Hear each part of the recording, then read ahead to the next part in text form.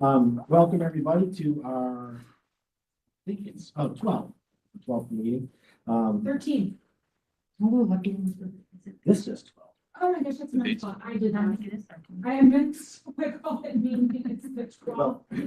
Okay, that was my That's fine. fault on the agenda. It's fine. It's March 12th and meeting 12th 13. meeting 13. Yeah, but, welcome. Finally, we're gonna do some work tonight after listening for 4 months, 5 months, I don't even know, a long time. So welcome, everybody. We do have a quorum. We will review and approve the agenda. Is there a motion to approve? So moved. Second? Second. All right, all in favor? Aye. Any opposed? And review and approval of the minutes. So the minutes from the last meeting are published online now. And we just need to move to approve them. Move to approve. So moved. Second, Second. all in favor? Aye. Any opposed? Linda, go ahead. You want to review the exercise quick first? And we have lots and lots of recommendations. So Yes. So I'm not going to take a lot of time. I just put together this little graphic as a starting point. Thank you all for submitting your recommended motions. There are 126 total recommendations up into 4 categories. Schools, APFO adjacent, a category called miscellaneous, and roads. So we have 55 school recommended motions, 44 APFO adjacent. So basically what those were motions that were related to APFO, but not necessarily APFO proper motions. Miscellaneous were APFO motions, but not in our traditional buckets of schools and roads or the allocations test. And then roads were obviously the roads test, which had 9 various recommendations. So with that, I'm going to go ahead and just jump right into the spreadsheet that I put together, or table, I should say, of all of the recommendations from everyone that we received them from. Not to switch screens, so let me just go ahead and go back to my screen here. Sharing.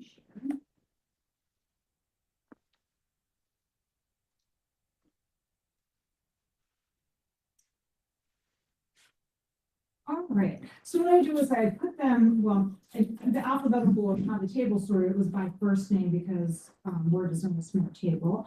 But I sorted them by everyone's first name and then just put as you all submitted them to me using your words. For the first category, these are everyone's motions. I hope you all had opportunity to review them as we went through. A lot of them fell into some of the things that we've been talking about, looking at schools tests, school wait times, looking at some of the percentages that we had discussed. Some of the discussions were increasing the adequacies, lowering the adequacies. And Xavier has them here. Xavier, can you hear us?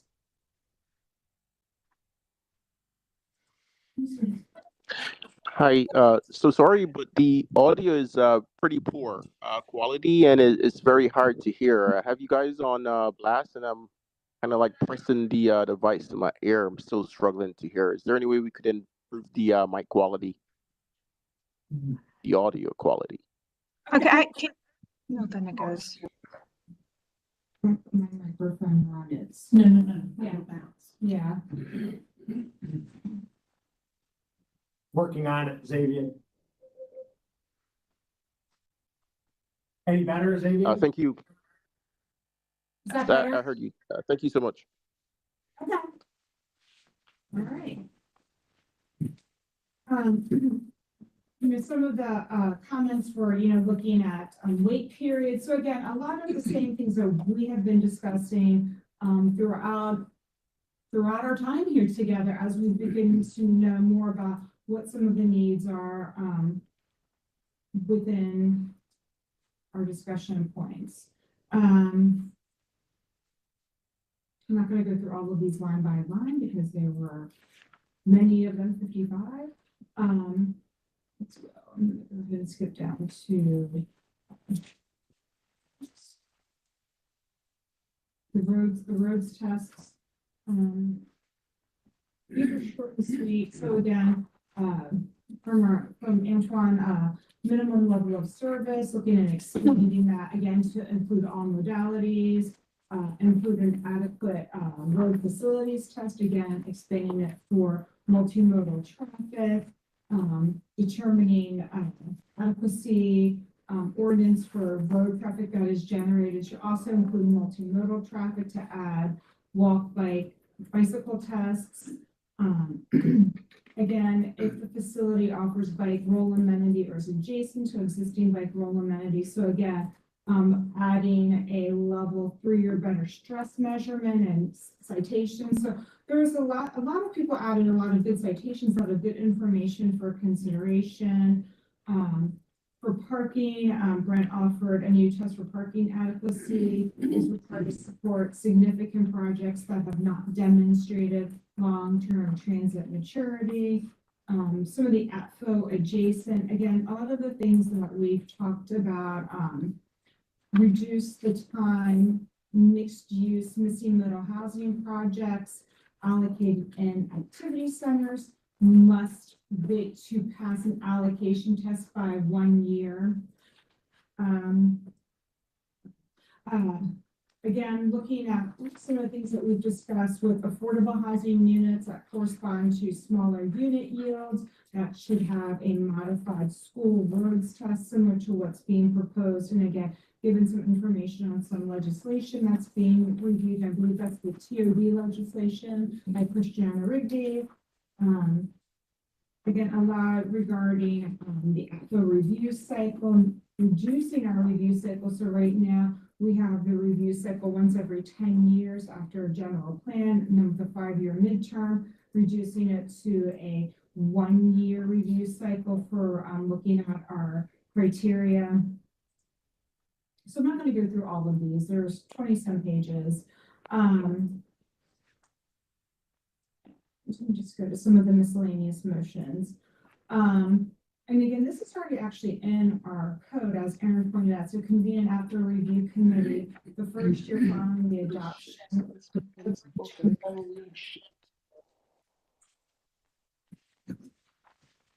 And 4 years later. So we do this after a general plan and then let's do it 5 years later. So I guess reducing that from 5 years to 4 years would be this adjusted motion.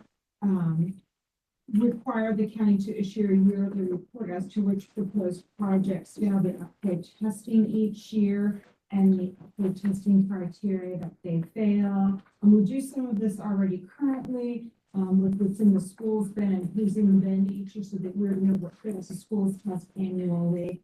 And you don't fail the roads test because you buy your way out of the roads test, but we do actually report that annually. So have some of that currently, but we can go into some more details. Move through that. Waiting period reduction, reduce the maximum waiting periods by 2 years. So that just gives you a little taste sample if you haven't been able to review some of the motions that have been put forward. So we can go into more detail. So with that, I think now would be a time to kind of go over to the chair to kind of start some of the discussion and how we will proceed forward with now moving and having further discussion on each of these. So really, we're gonna have to adjust as we go, because obviously we can't take up 130 motions or whatever. We'll still be doing this when the next general plan gets released. So I think as we go, it'll become clearer how we might be able to group things a little more effectively. Obviously, Lynn already has done a good bit of grouping in this exercise, but I think what we'll find is that we'll have more opportunities to put more things together. So we're not looking at an individual motion 140 times, because I don't know how we get through that. But in any event, so we'll be doing that and adjusting as we go. And if anybody has any issues with that and what either Lynn and I is recommending, please just reach out and let us know. We'll see if we can combine and consolidate things. If there's an issue from your perspective that we need to address, let us know. We want to make sure that everybody feels like they're their recommendations, are being honored and we're giving them the time that they deserve. So please reach out. So with that, we're gonna start not first with the motion, but first with a little story. Because one of the things that I've shared with Linda is, I think one of the things that has gotten lost in our sessions is we've never had the perspective of a landowner. We talk about developers, we talk about the banks, we talk about the county, we talk about the schools, we haven't talked about landowners. And so I wanna tell a little story. And that is, a gentleman named Fred, who, about 10 or 15 years ago, had a property on, along Route 104 on Sunset Road in Ellicott City. His wife's health was failing. He was quite elderly, as was she. And he knew that he wouldn't be able to care for her much longer. So, and that she would need to go into memory care. So he had lived in his home and paid taxes there for over 30 years. He was on a 2+ acre lot with half-acre zoning, so he knew that the property was at least theoretically attractive to developers. He had always planned that his retirement needs would be met with the sale of the home and the acreage, and that money would be there when his family needed it. So that property was in the Ilchester Elementary District back then, even though Worthington Elementary was a closer school. Not that Fred had any thoughts or concerns about that, but certainly his contract buyer did. To care for his wife, Fred needed the increased revenue from the sale that only selling to a developer could capture. So the school system at the time was going through, at the time that the contract was entered into, was going through regional redistricting. And Ilchester was closed on the APFO charts, but just a few students. Worthington, by contrast, was opened by a lot of students. Worthington, being the closer school, was way under enrolled, as I said, and had plenty of capacity to take the Ilchester students that would balance the schools and open them both.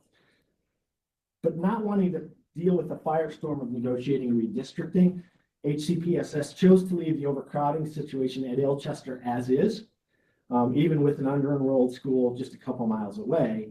And Fred's property would continue to be slotted into a closed school.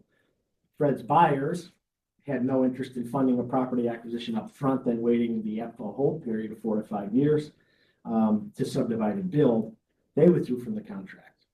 Fred lost his sale and his expected means of paying for his wife's move into memory care. The only purpose in telling this story is to illustrate factually just how profoundly the school capacity charts can impact individual human lives in Howard County, which often gets lost. We have a tendency to forget that developers are buying property from landowners like Fred. And we callously disregard that reality that APFO has a direct impact on all the Freds in Howard County. In our zeal to make developers pay more or wait longer, we lose sight of the fact that it's Fred who pays. The developers price in the additional costs or additional time that's reflected in the sale price that Fred gets. And if the deal doesn't pencil out, the developer just moves on to another deal or another county and leaves the contract. It's not an accident that housing growth in the county has nosedived the last 7 years, despite robust demand for housing in Howard County. So what happened at Ilchester? To deal with the overcrowding, portables were added because it's really the only way to deal with it. The portables remain even today in some number, even with Ilchester now at 96% of capacity. By the way, Ilchester is now open at 96, but forecasted to close again. For 6 years, it will close on the charts, beginning in 2031 or 2032. Full disclosure, I was Fred's buyer. So this is personal for me. It's a personal experience. And we unfortunately had to withdraw from the contract because we couldn't wait 4 or 5 years. In any event, that just kind of sets the table. I want to make sure that's out there in our mind as we go forward, that it's not just some big bad developer that everybody has in mind when we talk about the APFO open and closed charts, whether they're allocations or whether they're school open and closed. It's people like Fred that have to be included in that conversation. And we haven't discussed it at all in our group. We've talked about everybody but Fred. So as motion number one, my motion, and this is the one that I'm moving, is that this working group eliminate the school's capacity test. And these are the reasons why. One, after 7 years now of declining enrollment, HCPSS now has more seats than students system-wide. Enrollment is expected to remain flat or trend slightly down for the next 10 years. Elementary school utilization system-wide is now about 93%. This working group has been briefed by the Office of Schools Planning, thank you, Dan, that when an individual school is over capacity, there are 3 ways to address it. Brick and mortar capital projects, number 1. Redistricting, number 2, or portables, number 3. As a point of interest, HCPSS is not pursuing any additional seats for state funding in this year's CIP. So CIP is capital improvement plan. So no brick and mortar capacity additions. The BOE has told us that the politics of redistricting is often a, quote, bridge too far. So no redistricting. Don't expect redistricting to balance students throughout the system, as is what happened with Ilchester and Worthington 15 years ago. So that leaves portables, which is almost always the overcapacity solution. But the addition of portables, as we've been told, even with their cost effectiveness, doesn't change ATFO capacity. So no brick and mortar additions, no redistricting, add portables, which doesn't count. The ATFO chart stays closed for that school. So Fred can wait. That's all he has. That's his only choice at that point. But portables are the reason the ATFO charts can have right now 15 elementary schools listed as closed. 15 listed as closed for 5 years or more on the current charts, 8 of which are closed for the full 10 years on the chart. And even though 3 Southeastern District elementary schools have capacity ratings as low as 82%, they're closed for 7 of the 10 years due to regional overcrowding. And 4 schools in the Northern District are closed for 4 years for the same reason. So my point is that the charts provide all the evidence that we need to openly demonstrate that HCPSS has no plans to deal with school-specific, ATFO-defined overcrowding, even if HCPSS has 5 years or 7 years or 10 years to deal with the crowding. So then, what's the purpose of the delay? But Fred is still waiting. So number 4, by definition on the county's website, ATFO, quote, is intended to pace development and designed to create adequate time for government to respond to planned development to ensure adequate capacity exists. Continues, in the case of schools, ATFO can delay the construction of new residential units for roughly 4 years in areas where school capacity is insufficient.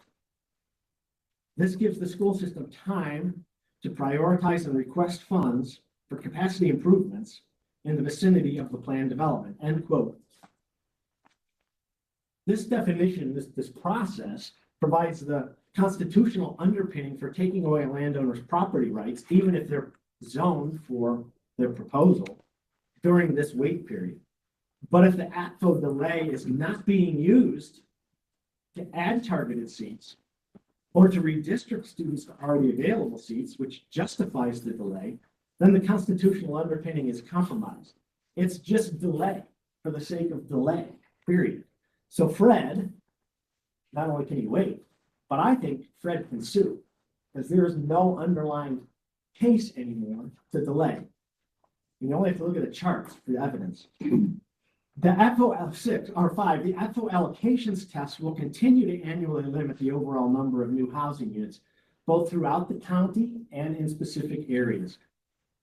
The majority of new housing units is now projected to be multifamily. Now, this is according to Jeff Brownow, DPZ's chief of the Division of Planning, with decreasing percentages of single-family detached and single-family attached housing units.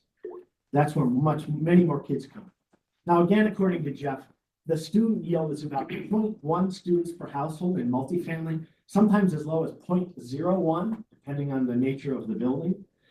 0.01 is 1 student per housing 100 units. one student per 100 units. This by itself will severely limit the number of new students tracking into the schools. And then finally, again, according to Jeff, it takes 7 years from the time an average housing unit transfers ownership to the time that the maximum student headcount reports to the schools. So a new, for instance, 150 unit multifamily project might generate 15 or less additional students over a 7-year ramp up period, distributed across 3 school levels, elementary, middle, and high. This also provides time for HCPSS to prepare for the arrival of those students, and an APFO hold isn't necessary to provide it. So again, my motion is to eliminate the school capacity test from APFO, allow the housing allocation test and the roads test do their work in metering the growth of housing in the county. Remembering, of course, that the last 8 years, 7 years, the allocation test has done nothing. It's only the schools test that's done anything in metering growth. But also remembering that we're now getting only about 700 units per year, or we had budgeted for and planned for 1,500 units per year. And the new master plan calls for 1,640 units per year.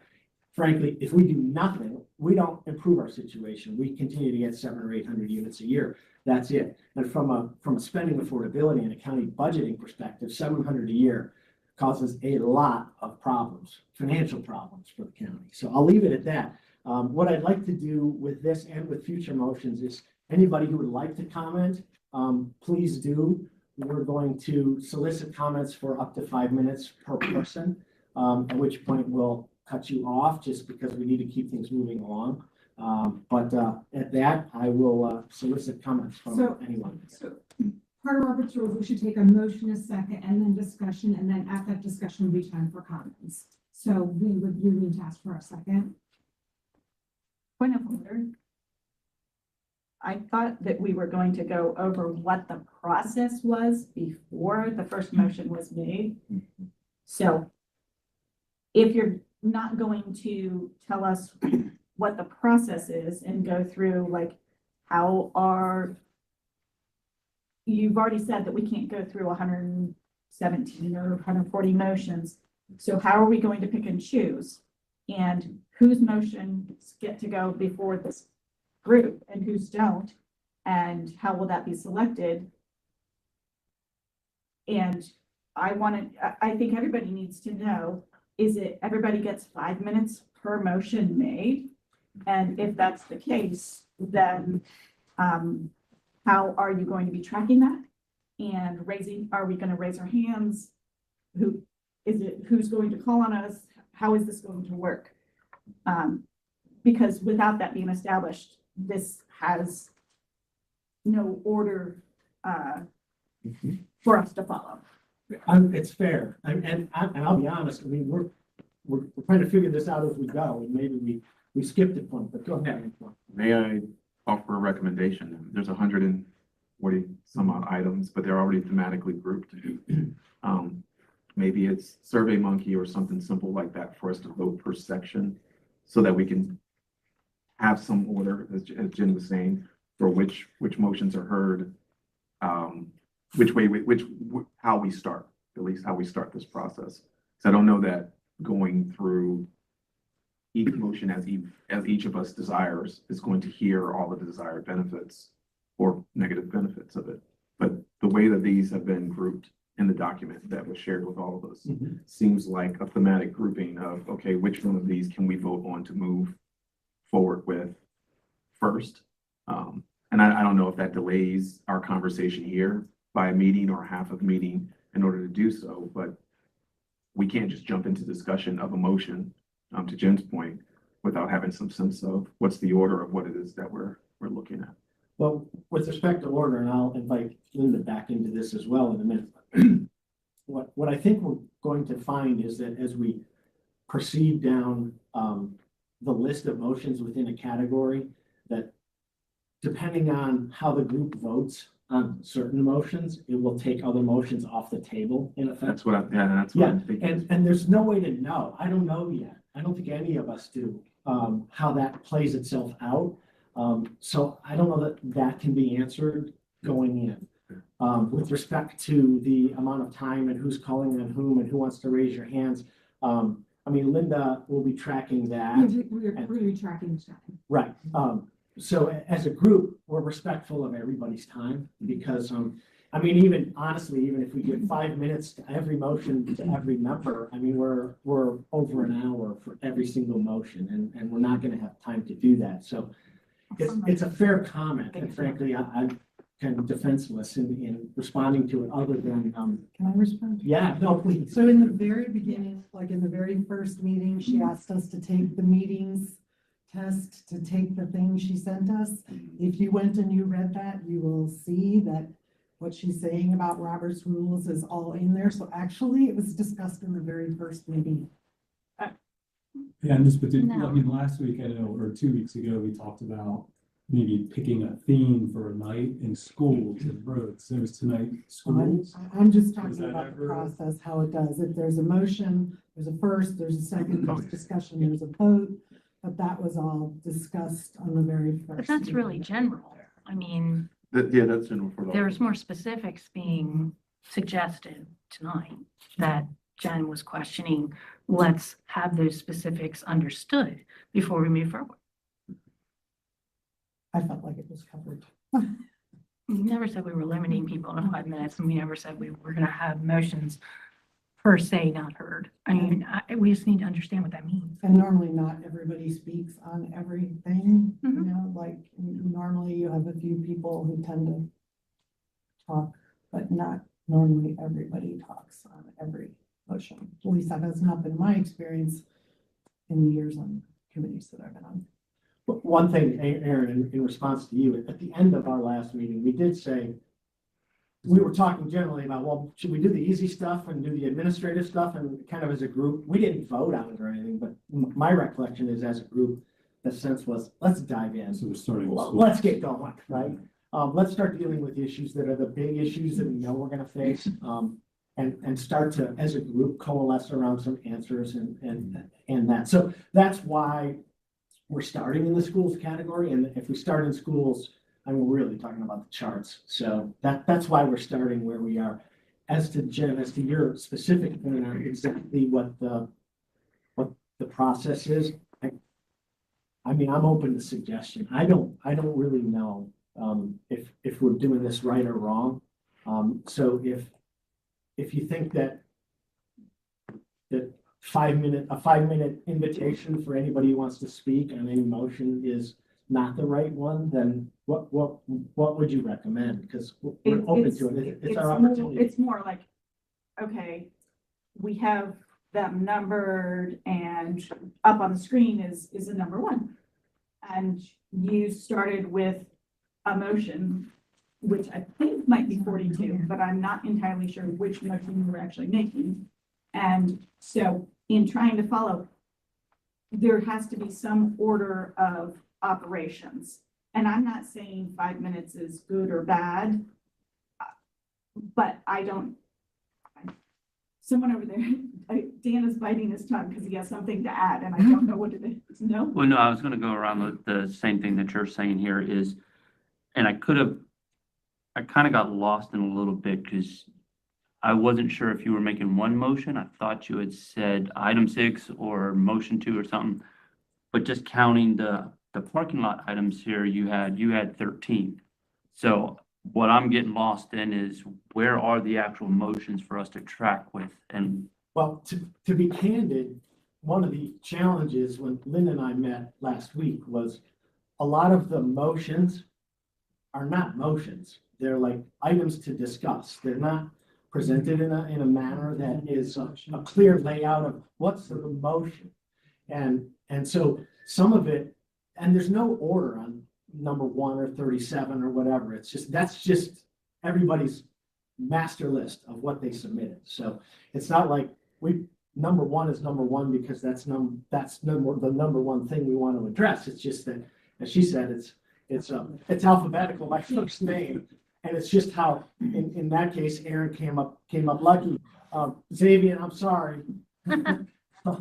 But, so you're at the end, but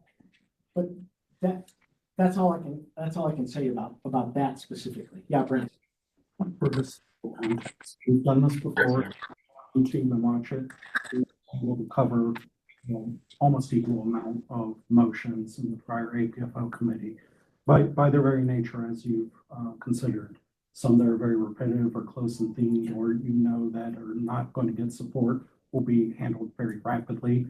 Others may take an entire evening on a single item. But I would be very disappointed going back to the PTA council and telling them we dropped 7, 13, 14, 7, and 49 just because we thought we were running out of time or it'd be too long to discuss. I think we address these in a manner, and you'll see patterns as we go through. We can easily. Excuse me, guys. Can you guys hear me? Yes. Yes. So I had suggested to Lisa earlier on today that maybe it would be best to kind of restrict each motion to maybe 5 per category, because if every member should raise 50 motions, I mean it would take us forever to go through all the motions and discuss them and have a vote subsequent to the discussion. And to have 50, 40, 30, whatever it is, motions, just by one member, I think that's excessive. And I think that's some of the problems we're having now is trying to figure out how we go about navigating the 126 or 127 motions we have. And we just need to prioritize the motions and keep them to maybe about 5 per member. I'm not sure how people would feel about keeping it 5 per category per member, so about 50 motions maximum. And also as far as the chair's first motion, I think that would be a big time saver for us, as if that motion would be voted on and approved. If we could approve that motion, I believe it would kind of solve for maybe 20 plus other motions that we wouldn't have to have a long discussion on. So that would be a cost saving kind of measure. So in terms of the prioritizing of the motions, and I know we have them listed out per Thingberg as motion 1, 2, 3, 4, 5, but I don't believe we have to proceed in that order. And I believe that 5 minutes discussion per motion is sufficient, considering we have 127.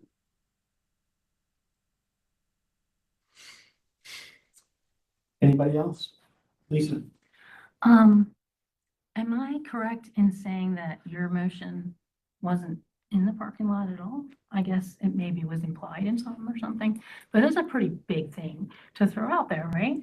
I think it took you more than 5 minutes to say what it was and all the reasons that you had to address it. And I do recognize that we need to limit things and we need to have enough time to get everyone heard, but let's at least let people wrap up and not just stop them in the middle of a sentence. Even the council does that, so like. Can you remove the 5 minutes? I mean, my name's Pascal, I don't talk much, but it sounds like your eyes make the job look big. This is a lot of work. Why don't we just get started, maybe not limit the time and see how it goes and see how much we can cut down. I think a broad motion is certainly in order here, and let's see, can we cut it down? I don't think we should limit time for people speaking unless, this starts to drag on for weeks and weeks and weeks, but I do think we should just sort of get on the mountain and start. And then, if we have to mitigate the time allocation, then we can. If it starts to, I think we'll all agree when it starts to get sort of to a point where we're at an impasse where it's taking too long. But I do think everybody should, their views should be heard. I think not knocking down the number of motions. I think, again, if we entertain the motion, I think, again, it's going to knock down a bunch of other motions that we can start to truncate the work. That's my opinion. So I just ran the document through ChatGPT, since my home GPT didn't do this, because I was actually having the same question beforehand of how to start this. But based on frequency of items appearing, She Um, did that. I'm lazy, that's the thing. School capacity and APFO testing was the most frequent item on the list. And I think, many of Brent's recommendations landed there. School funding and impact fees was the second most frequently occurring, housing and development then, roads and transportation, then public services and infrastructure, and then policy and oversight. If we were to take things by some grouping like that, I think we could get through items and there would be ample room for discussion. I think that's where we are, aren't we? I'm not sure. Because, and. Can we start with schools? Well, that's I the, think we Well, are, yeah. I think we're starting with schools, but schools is not it's not a small schools topic. No. There were at least two major groupings when I read it of one, APFO testing, and two, impact fees and allocations tests. So if we say we start with schools, yay, great. What road y'all want to go down? So, Josh, I can say there's a couple things with schools, with adequacy percentages, and then it's doing with the calculation using state rated capacity or local rated capacity, again, is the recommendation. And then there's the wait time for the bins, for schools. So I think those are all the different things that we wanted to use. The charts, do we want to keep them as the rounding up or use the number with the decimal point? Those are all the determinations. And then the exemptions for MIHU, LIHU, DIHU, for communities, minor subdivisions, and then the different housing typologies that we have. So schools is a big category, and it seems simplistic, but there's a lot of different minutia involved under school. So when we say schools, it may seem like it's one thing. It's not, but it's a lot. It's a lot of different things, and each one of those has a ripple effect. So I think we want to do all of those things or the little. Well, it sounds like capacity thresholds was the most popular piece inside of the document. And I'm just going by what's in the document. That sounds like it was the most popular thing recorded, and then school capacity measurement was right behind that as the most recommended. So I think that was to Todd's point, and that's what the first motion was let's address capacity first, if I'm reading it correctly. That's exactly right. And to Pascal,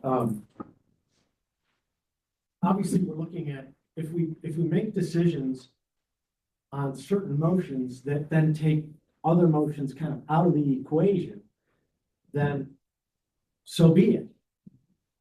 We don't want to go into the details of, all right, so for minor subdivisions, do we want to include or exclude minor subdivisions from APFO? Well, that's so far down, we do have to address it. But if we've taken decisions along the way before we get to that knock that out of the system, so to speak, then that's the way it goes. And I think, Pascal, that's what you're saying. And if I recall from the very beginning, you said even if we made a recommendation, if there was a counter recommendation, that would be noted also. Right, so how the motions are set up, and I'll show you, So it's not like, if there are some people who don't agree, it's not like what they're thinking it will be recorded, it will be out there. It won't be just scrubbed. And my vision is that if there is a significant minority opinion, then we would ask somebody amongst that group to write that minority opinion in brief, but let's get it documented so that does go into the report that gets submitted to the council. So are we saying then we're going to start with schools and start with capacity testing? I'm thinking of what you were saying, and to your question, Jen, about process. Is that what you're asking? What is it that we're starting with, and how are we going to proceed? And when somebody makes a motion, I assumed all motions or some of it wasn't written as a motion would be written, but I assumed everything would be in here, and it's not evident that it is. So like identifying, okay, here's where you can find what I'm talking about. So here's where you reference in the parking lot. And so that we can see, that's a little hard to see. So So that's why anchoring in the parking lot, what's being- where we're going, where we are and where we're going But next. that would have been the obligation of the person who put this. All she did was make a laundry list of what everybody said. Copy and paste these. Yeah, and none of these are in motion form, so it's not gonna be possible to say, oh, here's motion number 4, because it's not in motion form. Some of it really required some elaboration, and that's why I put the names. If we went that route, I needed to have what the intent was, because once some of the wording, I wasn't sure where people were going. So that was the original intent, Jen, to be honest. But then once I received a lot of the information, And quick question, guys, pertaining to motions, for the motion to be brought to the floor, it needs to be second. So everything that's in the parking lot right now, are they second? I would believe they're not second, right? So until they're second, then they're not brought to the floor for a vote or a discussion. Is that correct? Is that the proper procedure per Robert's rule? correct. Those are just placeholders of ideas for people to bring forward if they wanted to bring this forward as motions. It was just a parking lot, just of recommendations to get everyone's kind of thought process moving forward. Did anybody else want to lead with a motion? Because he's the chair, I mean, he gets to speak first, so I get how that could be a little bit, because you're the chair, you got to lead with your presentation. Is there anybody else that has maybe a counter narrative here that could? On his I'll or leave a that to the different? chairs. I would like to move to second the motion. Well, I guess, are we ready? I'm gonna leave it up to the chair. I'll take the second. I think we have to get going with something. Yes. So that's the first and the second, now discussion. Discussion. Can I ask, we've had a lot of different conversations. Can I ask if you can restate what the actual motion is? The motion is to eliminate the school's adequacy test from that. Well, since I had the floor, I will say that I would not agree with this motion. I think it's a singular view from a unique perspective, and it doesn't take into account other views and perspective. I understand what you're saying with regards to yield rates, but as you start to look at certain areas and activity centers, a yield rate times 100, a yield rate times 1,000, still yield students and stuff. And I also think that some of the backup that you indicated, again, is a unique perspective and a singular view.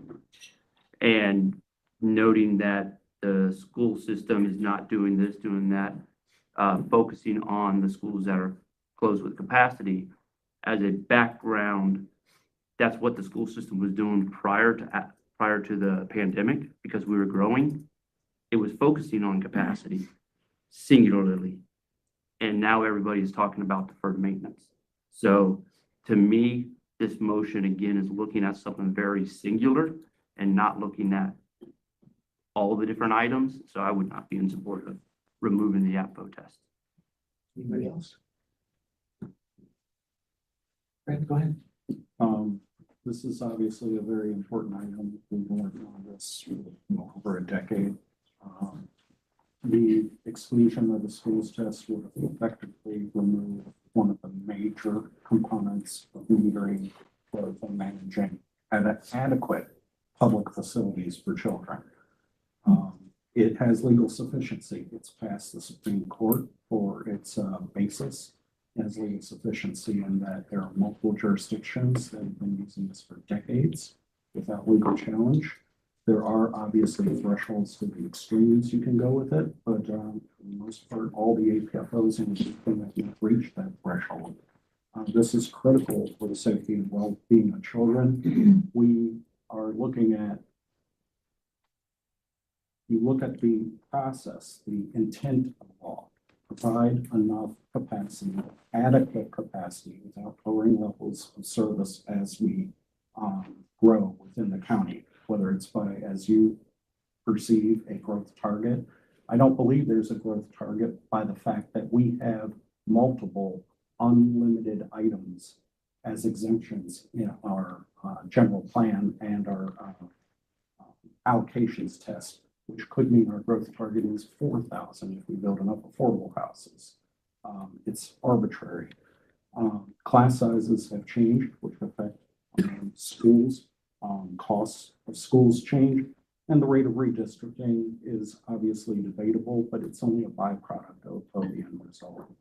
This would be absolutely detrimental to all the children of Howard County and people who support the public school system. And I will say I am against the motion in its entirety. Respect. Lisa? Sure. I want to touch on a couple of things that you had stated and offer an alternative viewpoint on 3 topics.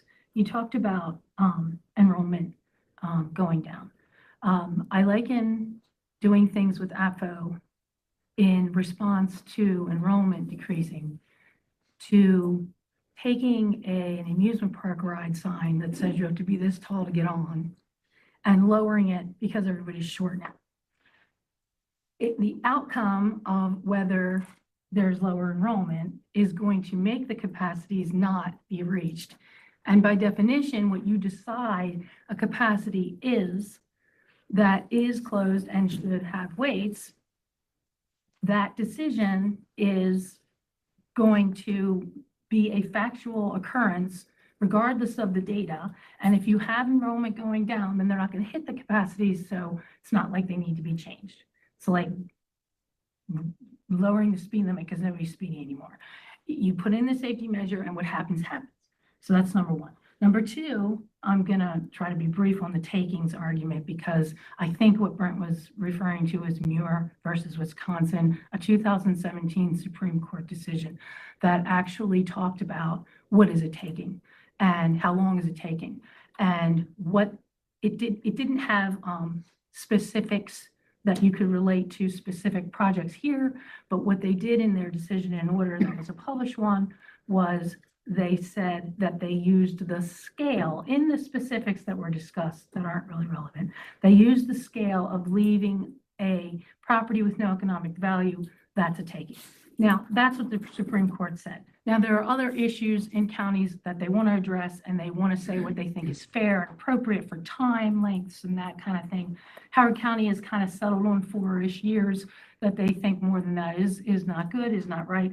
Other counties have 7, 8. Other counties for decades have had longer and not had lawsuits.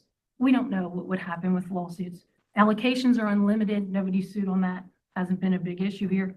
All right, the third thing I want to talk about is when you talk about how many students are being created by the school system, in the school system, the source of the school system student increasing coming from new development. I want to remind everyone that DPZ did verify that the way that those numbers are derived is that you're looking at 10 months of an occupancy permit.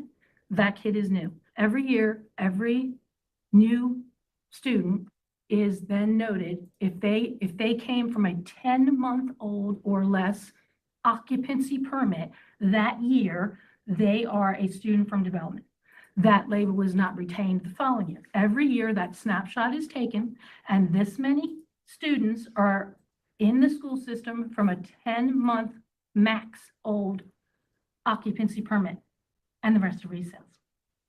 That is not telling us how many students are in the school system from new development. Is new development a year old? Is it 2 years old? Is it 3 years old? Is it 4 years old? The council discussed this when they were talking about impact fees. They were trying to address this. They couldn't agree on how many years they thought was fair to call new. Some thought it was 5, some thought it was 3. Let's at least say it's maybe more than 10 months.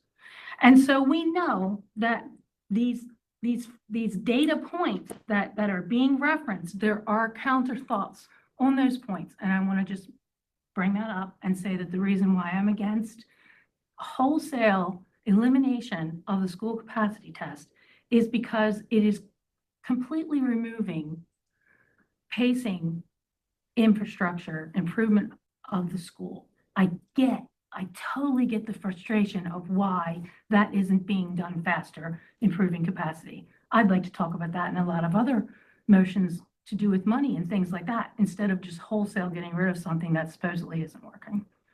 I appreciate your time. Oh, she was. I'm sorry. That's okay. We'll go to you next. Well, just go ahead to Jimmy. What's next? So I'm of the position that the county should be growing for housing affordability, for tax revenue increases, for quality of life. And I don't think APFO should be preventing growth. But I think as we grow, and I don't think we're growing fast enough, APFO should not be precluding that growth. And we need to ensure that facilities keep up with growth so that we are adding facilities as the county grows and that the facilities we do have are being maintained. I think so much more is about the solution. I think the solution is so much more about money than it is about time. I think in order to ensure our facilities keep up, we need to be focusing on the finances of how things are growing. I'm very much a fan of the Montgomery County school system, in which instead of waiting, there is an impact fee that is added when a development occurs in an area that is over capacity. I think that solution solves the problem a lot more than the current school adequacy test. I like the Montgomery County system because it's not one size fits all. If you're adding a very small development that's only going to add it's only projected to yield a couple students, and it's going to a school that is maybe just above the threshold, then the way that Montgomery County calculated it would be a very negligible impact fee. But if you're adding if you have a development that's projected to yield hundreds of students in that would be assigned to a school that's significantly over capacity, then, it could be in the millions of dollars, that added fee. So I like the idea of focusing on the finances, not the time. I don't think waiting for the sake of waiting makes very much sense. I would be supportive of the motion to modify the school adequacy test to replace it with a Montgomery County-like system where there's no more waiting, but instead there's a new impact fee that's assessed, and it's only assessed if the school is over capacity. School's not over capacity, there would be no added fee. And I would support that, but as you put your motion just eliminating the school adequacy test without replacing it with anything, I don't think I could get behind that. Okay. One thing that I'm going to state is it's just a fact. We currently have 336 more students enrolled in HCPSS at the end of February than we did at the time of our initial enrollment in September 30th. So the projections that says enrollment is flat may not hold as we come out of the pandemic. But then again, with the tumultuousness of federal politics and lots of unemployment possibly coming for our area, who knows? But I do want there to be recognition that we are currently adding students. Then I actually have two questions, and they are for you for making the motion. One is, who do you think the beneficiary would be for removing the school's capacity test? That's number one. And number two is, what do you think the positive outcomes for students and for the county would be if your motion were to pass? Let me start with number two. Okay.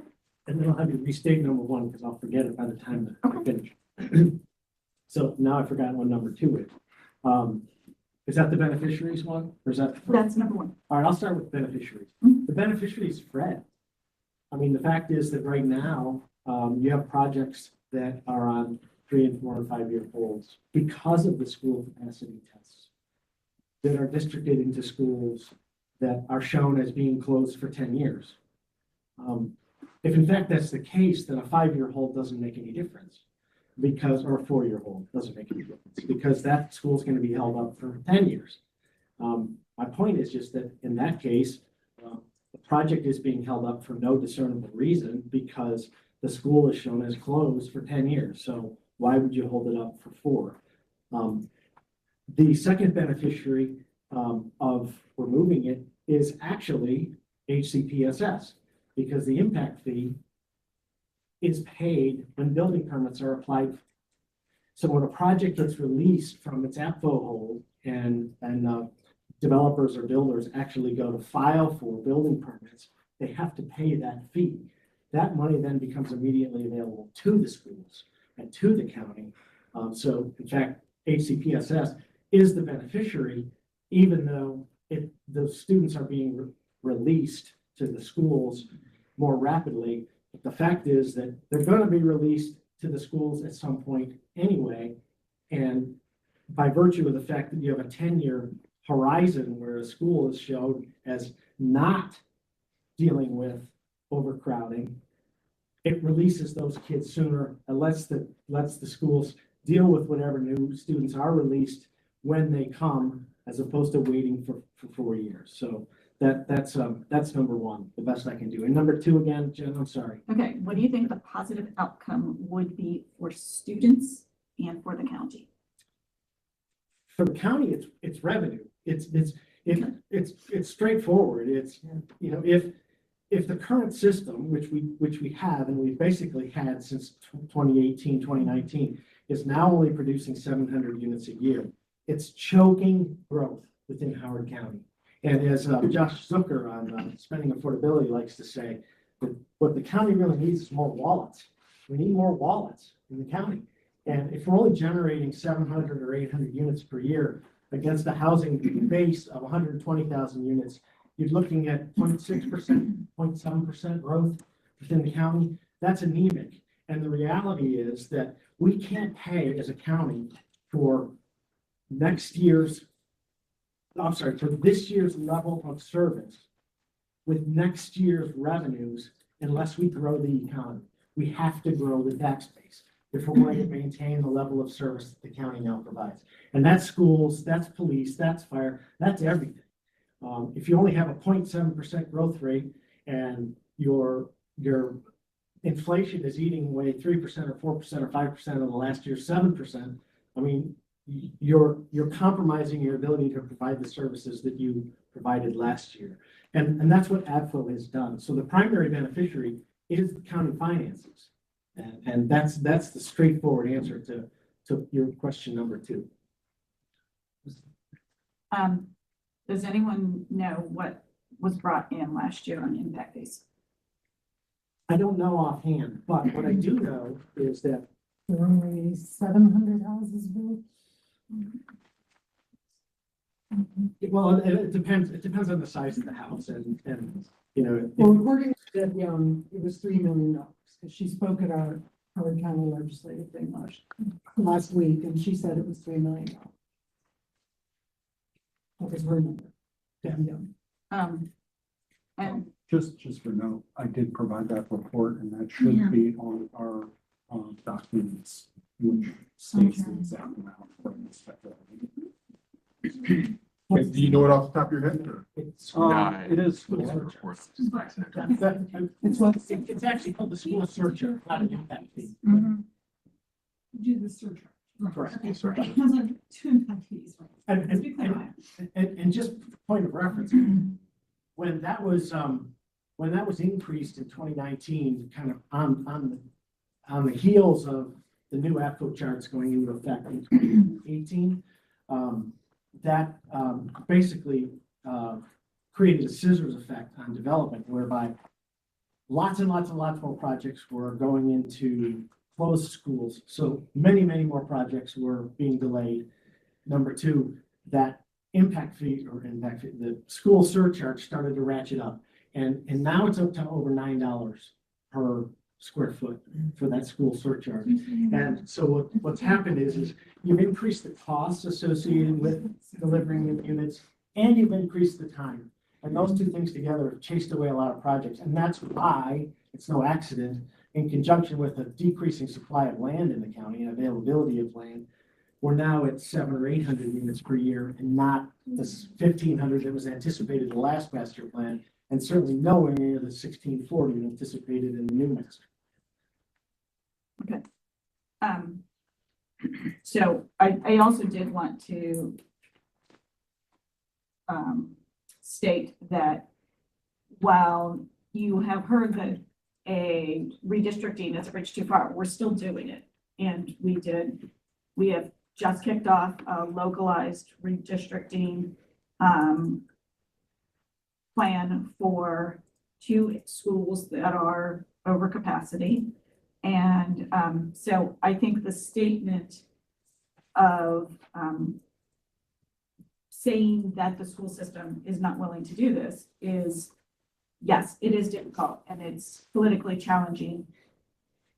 At the same time, I don't see the board shirking away from its responsibility. I think that was a direct quote. Isn't it a direct quote you got from the meeting you were in?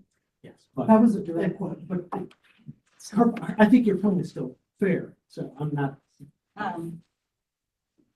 From the school board. That was a direct quote from the school board at the meeting about 2 weeks ago. From a person who said And it. is it from, is it to, No, it actually was Jen at one of our first meetings.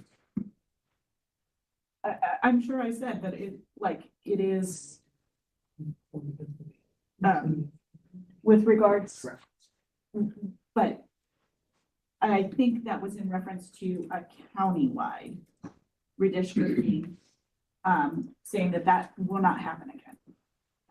But we are doing a localized redistricting. But leaving that aside, I do like kind of the idea that Jeremy brought up of kind of, is there, instead of removing the test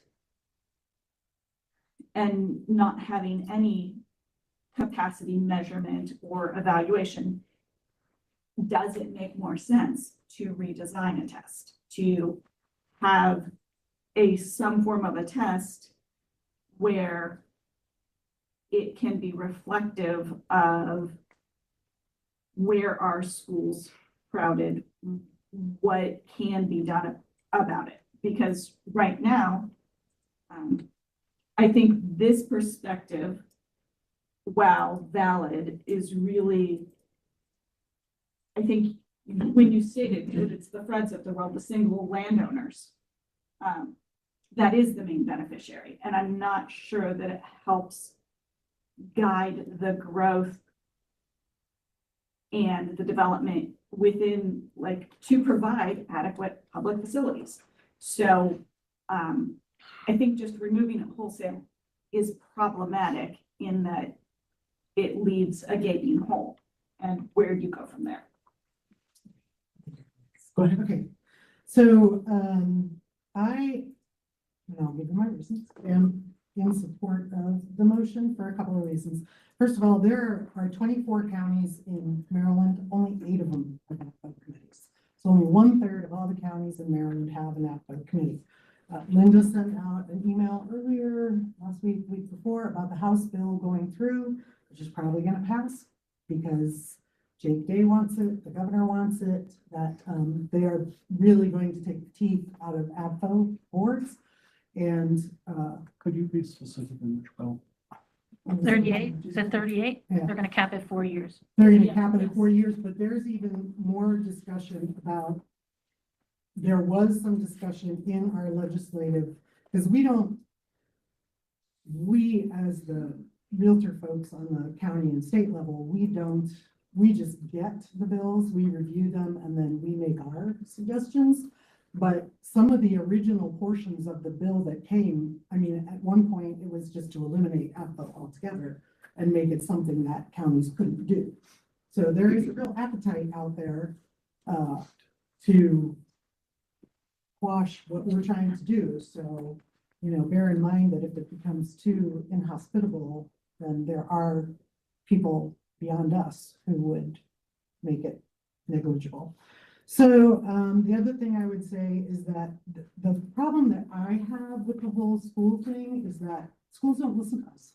We make these recommendations. They are their own autonomous body. And what we say, what we do, that doesn't make the school do anything. I mean, look at the budget for this year. Everyone's cutting, they're asking for more. So, you know, I just feel like there's a real disconnect there, and whatever we say, the schools can do whatever they want. So why are we giving them all this power by these qualifiers when they're not participating in the process, they're not listening to us, they're not trying to make it better, they're not spending money on adding more seats, you know? So I just feel like they're giving an awful lot of power to somebody who's not participating. I also want to say, I think the county is changing. There's a really good statistic. The graph was like this, now it's like this. People are getting older. It's an aging, not only here in Howard County, but across Maryland, across the globe, quite frankly, that the county is changing. And we are still looking at this like it's 1998. Like, gotta get over that. You know, like we need to start looking 10 years ahead, not 10 years behind. And I feel like a lot of what this is old stuff over and over again. And there's not going to be any difference if you just keep doing the same thing over and over again. You're just going to keep getting the same results. I also understand that over 60% of our budget in Howard County is spent for schools, but only 30% of the houses have a child in there who is school age. So I kind of wonder why, when it is a minority of the population that gets a majority of all these considerations. So that's also part of the reason. And then I will give you two examples, one personal and one that I'm aware of that's going on. So Manor Woods Elementary is overcrowded. Right down the street is West Friendship Elementary, which is not crowded. But those parents, because I know several of them, don't want to send their kids to West Friendship. They don't want to redistrict. And it's only 2.5 miles up the road. I know because I clocked it, because my grandson goes to West Friendship Elementary. So I was going to use my example. So I will tell you, when I moved to Howard County in 1998, my daughter went to Clarksville Middle School, which was packed. They had so many students, they were doing the 6th grade goes this time, 7th grade, you know, they were doing the whole staggered thing. Hallways were one direction. But I will tell you, that principal, who is now retired, she knew every student's name in that school. My daughter had absolutely no problem going to that school. She was redistricted to Limekiln the second year we moved to Howard County. I didn't complain. She didn't complain. It's, you know, you're going to school. You go to the school people tell you to go to. Because I think if we're saying to these students as parents, oh my God, you couldn't possibly go to that other school.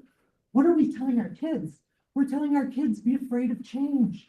No, you couldn't possibly handle that change. You couldn't possibly make new friends. No, Bobby, you have to stay in the school because that's the only way you'll be successful, because you can't handle it. And I think that is wrong. That's it. We've had 3 discussions since your motion, and one of them was, Jeremy, I think you had a motion and a motion about revisiting the test or redesigning the test. I think that would be deserved to be added to the list as a motion, but we haven't voted on. I know. I'm more discussing than I'm saying anything else, but we really haven't voted on this motion at all as well. Are we aiming to vote on this motion at some point? Yes. Or You can call for the question if you're tired of talking. no, not sorry. I'm just trying to make sure that I'm hearing, I'm taking way too many notes right now. And he could ask him, ask whoever did the second. So he could say, Bob, I would ask you to change your motion. The second would have to. Gotcha. Point of order, is it supposed to be like, or is it offering an amendment? Then the amendment. No, you asked the person who made the motion. If that's what you're doing, you're changing the motion. If the motion is changing, you're asking the person to make the motion to change. Okay, thank you. Okay. You're actually Gotcha. changing. Okay. Thank you. I think it's Change. clear my brain. Later on. Point of order, just clarification on that, because I believe, and please correct me if I'm wrong, you're correct. I think on an existing motion, you can make an amendment, but if you want to change a motion, you have to actually rescind the motion and create a new one. I don't think you That's not how can, We've done it. We've always done it, that you can go back to the motion maker and ask them to change it. do we need clarification for Robert's rules to make sure we're not doing something outside of The order? rescinding of the motion would be after the vote's been taken, you could go back and rescind that motion. Right, but the question is, does Robert's rules allow you to change a motion after it's already been made and seconded instead of rescinding or amending? I think you can amend his motions. Amend is different than Yeah. change. Well, the reason I brought that up is because if people want to make an amendment before the vote, then that's when it should happen, Right. before the vote. Correct. Yeah, Right. So you can amend the motion. exactly. You have to vote on the And the amendment person who first. made the motion first has to agree, and the person who seconded. So like, for instance, you could eliminate the school's adequacy test from APFO and add in, I don't know, some type of school surcharge test to be indexed to the school, blah, blah, blah, blah, blah. I mean, we could do something like that. Or it could be a completely separate motion. It could be a completely separate motion that we could revisit, because I think if, let's just say that is the way it goes, I think we would need more detailed information. It's going to be kind of a complex process, and that's what we're going to come up with off the cuff. I think we would have to have that, but I think we need to continue with this discussion here. Oh, I'd like to call a motion. For vote. Yeah, so, okay. I have a couple more questions before. You launched a very good question about, the growth of, the percentage of counties that have, right? Mhm. And you said it's only a third of them. Mhm. Are they also losing volume with regards to growth? So Montgomery County is one of them, and each AMPO board does everything the same. I think Carroll County. I think we're APFO testing. No, AMPO boards. Right. So I Like think us, more not- than 8 counties have adequate public facility ordinances. Yes. I think what you're saying is that Only they 8 have boards. are doing APFO committees and evaluating it. So each county prepares their APFO ordinances in different ways. As part of our county's charter, we are required by our charter to stand up an APFO committee after our general plan. So each jurisdiction handles it differently. Montgomery County does it every couple of years. They reevaluate. And that's an APFO adjacent kind of motion type of thing that we were putting in our parking lot. So as a point of order for a future motion. And may I just for historical reference, look at what our counties, charter counties. And typically in counties like ours that are growing, they concentrate on APFO and follow that really strictly. In places like Wacomico, where growth is extremely flat, if not declining, it may be decades before they implement one because they don't have those extreme infrastructure growth. I think They Paul will called for a vote. if they're growing. Well, does that mean if there's anybody else who wants to talk who can't? Yeah, that's right. When you call for a vote, you have to take a vote. That's my understanding. of how it's Yes, changed. You call for a yes, vote, that you is take a vote. correct. So how are we voting? So we have a roll, Silently. no, we have a roll call vote, so I'm gonna call it in order, which you see up here, and I have a yes column and a no column, and I'm gonna tally at the bottom, and it'll populate the screen on the other page. So I'm just gonna go ahead in order. All right, Mr. Arterburn, Yes. Mr. Brown, Yes. Mr. Casagrande, No. Mr. Crossley, Yes. Mr. Downer, No. Mr. Essen, Yes. Mr. Vykoff, Yes. Ms. Jones, Yes. Mr. Davis, No. Mr. Ludwig, No. Ms. Mallon, No. Ms. Markovitz, No. Ms. Fontana, No. Mr. Sharon, Yes. Mr. Wright, No. Looks pretty split. Yeah, 7 to 8, who knows? Sorry, I'm counting while we're. Some for, well, I know. I'm some counting while for- watching. some for- I know, right? I know, right? Excellent. Motion didn't. Equal. Well, let's see. Just highlight all. Oh, you didn't put a, formula? I usually just go up to some. Yeah, just trying for some. Equals some E2. There it is. There it is. That's it. That's some.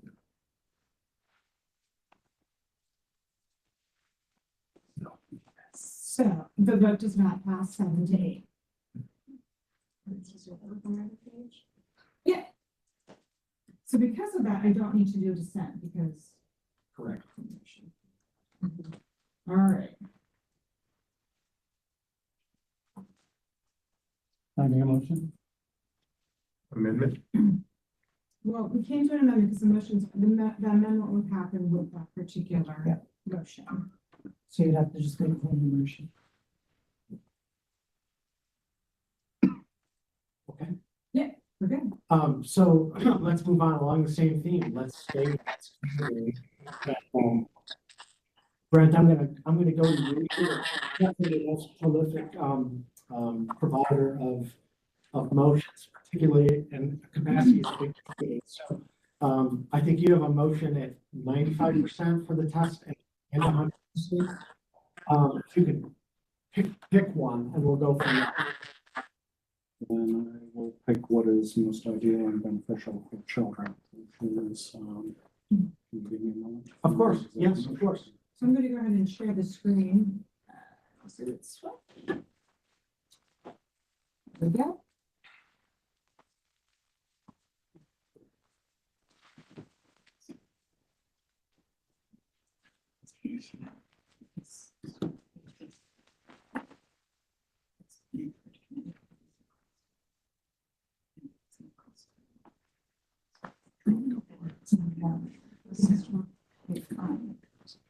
I apologize, these are blocked off. 14 to 18, maybe, something like that? No, it's, 16, 17, 18. Okay. It doesn't come up this year. 16, 17, 18. Right. I think he's asking you to pick one. Yeah, let's start with 18. Okay. Is it 18, Brett? Correct. So I'm gonna read the motion and explain, and then we can say. Okay, so which, are you gonna take them as one? No, Okay. they are unique. Howard County Public School System capacity test. Maximum capacity utilization for high school shall be 95% utilization to provide adequate resources. Right, Steps number 18. between capital projects and that one is number 18. Yes. Okay, more specifically, the intent of this is to lower the overcrowding standards in particular attendance area for high school to 95%. 100% would be the ideal perfect capacity if everything was frozen in a point of time and we had no overages and no overages. But there are differences from year to year in utilization, and projects do come online, and the granular units of measurement for high school are huge. You don't build a high school just because there's one additional student. So it's a pretty significant chunks between them. So 95% allows for not only the capacity utilization of 100%, but up to 5% unscheduled growth, like we saw. Jen, what was it again between our official numbers and? 336. Yeah, so things do happen within the year.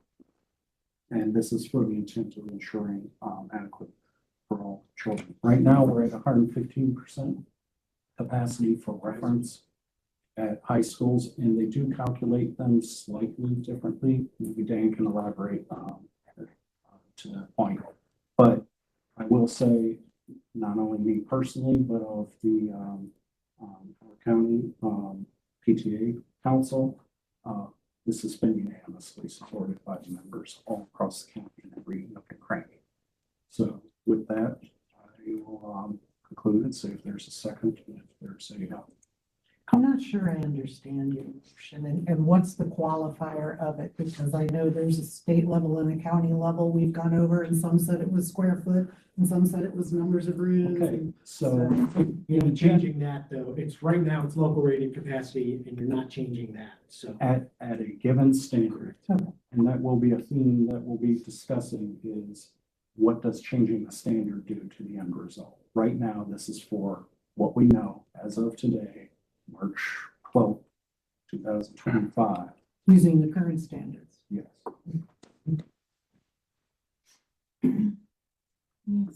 Is there a second?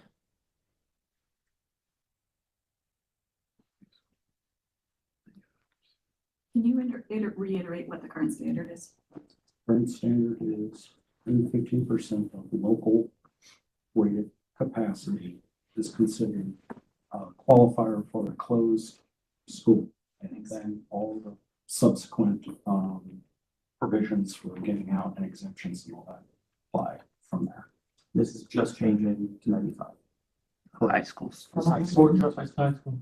From 115 to 95. Keep in mind, we're considering today 115% adequate and not needing remediation.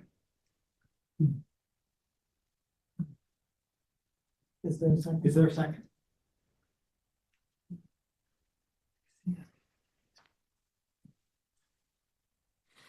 Going once, going twice? No second? I'm gonna second. Okay. Yeah. Anton, Sorry, I'm second. just doing the math. Took a while, sorry. Yeah, I'll second. Okay. Comments, anybody? It's open just like the first one now. Paul? I would vote against this, because that would immediately close, 8 schools, given current capacity, and by the time we get to 2036, 37, it would be up to 9. You'd be closing off half the county for any kind of development. And No, but it's 9 of 13. 13, So it's 9/13 of the county. that's it. I'd ask us all to think of what is adequate. My kids someone went to Howard County schools, perfectly adequate education, despite being squeezed in a little bit. I think we have to be careful what's adequate versus what is superb. We're not here for the superb,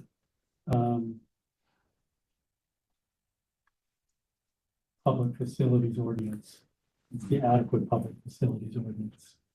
And I think for that reason, and the fact that there's no investment being made in additional capacity, it clearly isn't a priority of the school system. And I'm one of those folks who's now the senior citizen in the quickly growing bubble in the county. And I'm concerned about my own property values going forward. That's it. Couple things. One, I just want to temper expectations for anybody who is watching. This has been stated several times that there's no investment in capacity. Every project right now, or at least the top 4, 5, 6 projects that are in the long-range master plan, all have capacity planned in the project. So there is investment in capacity.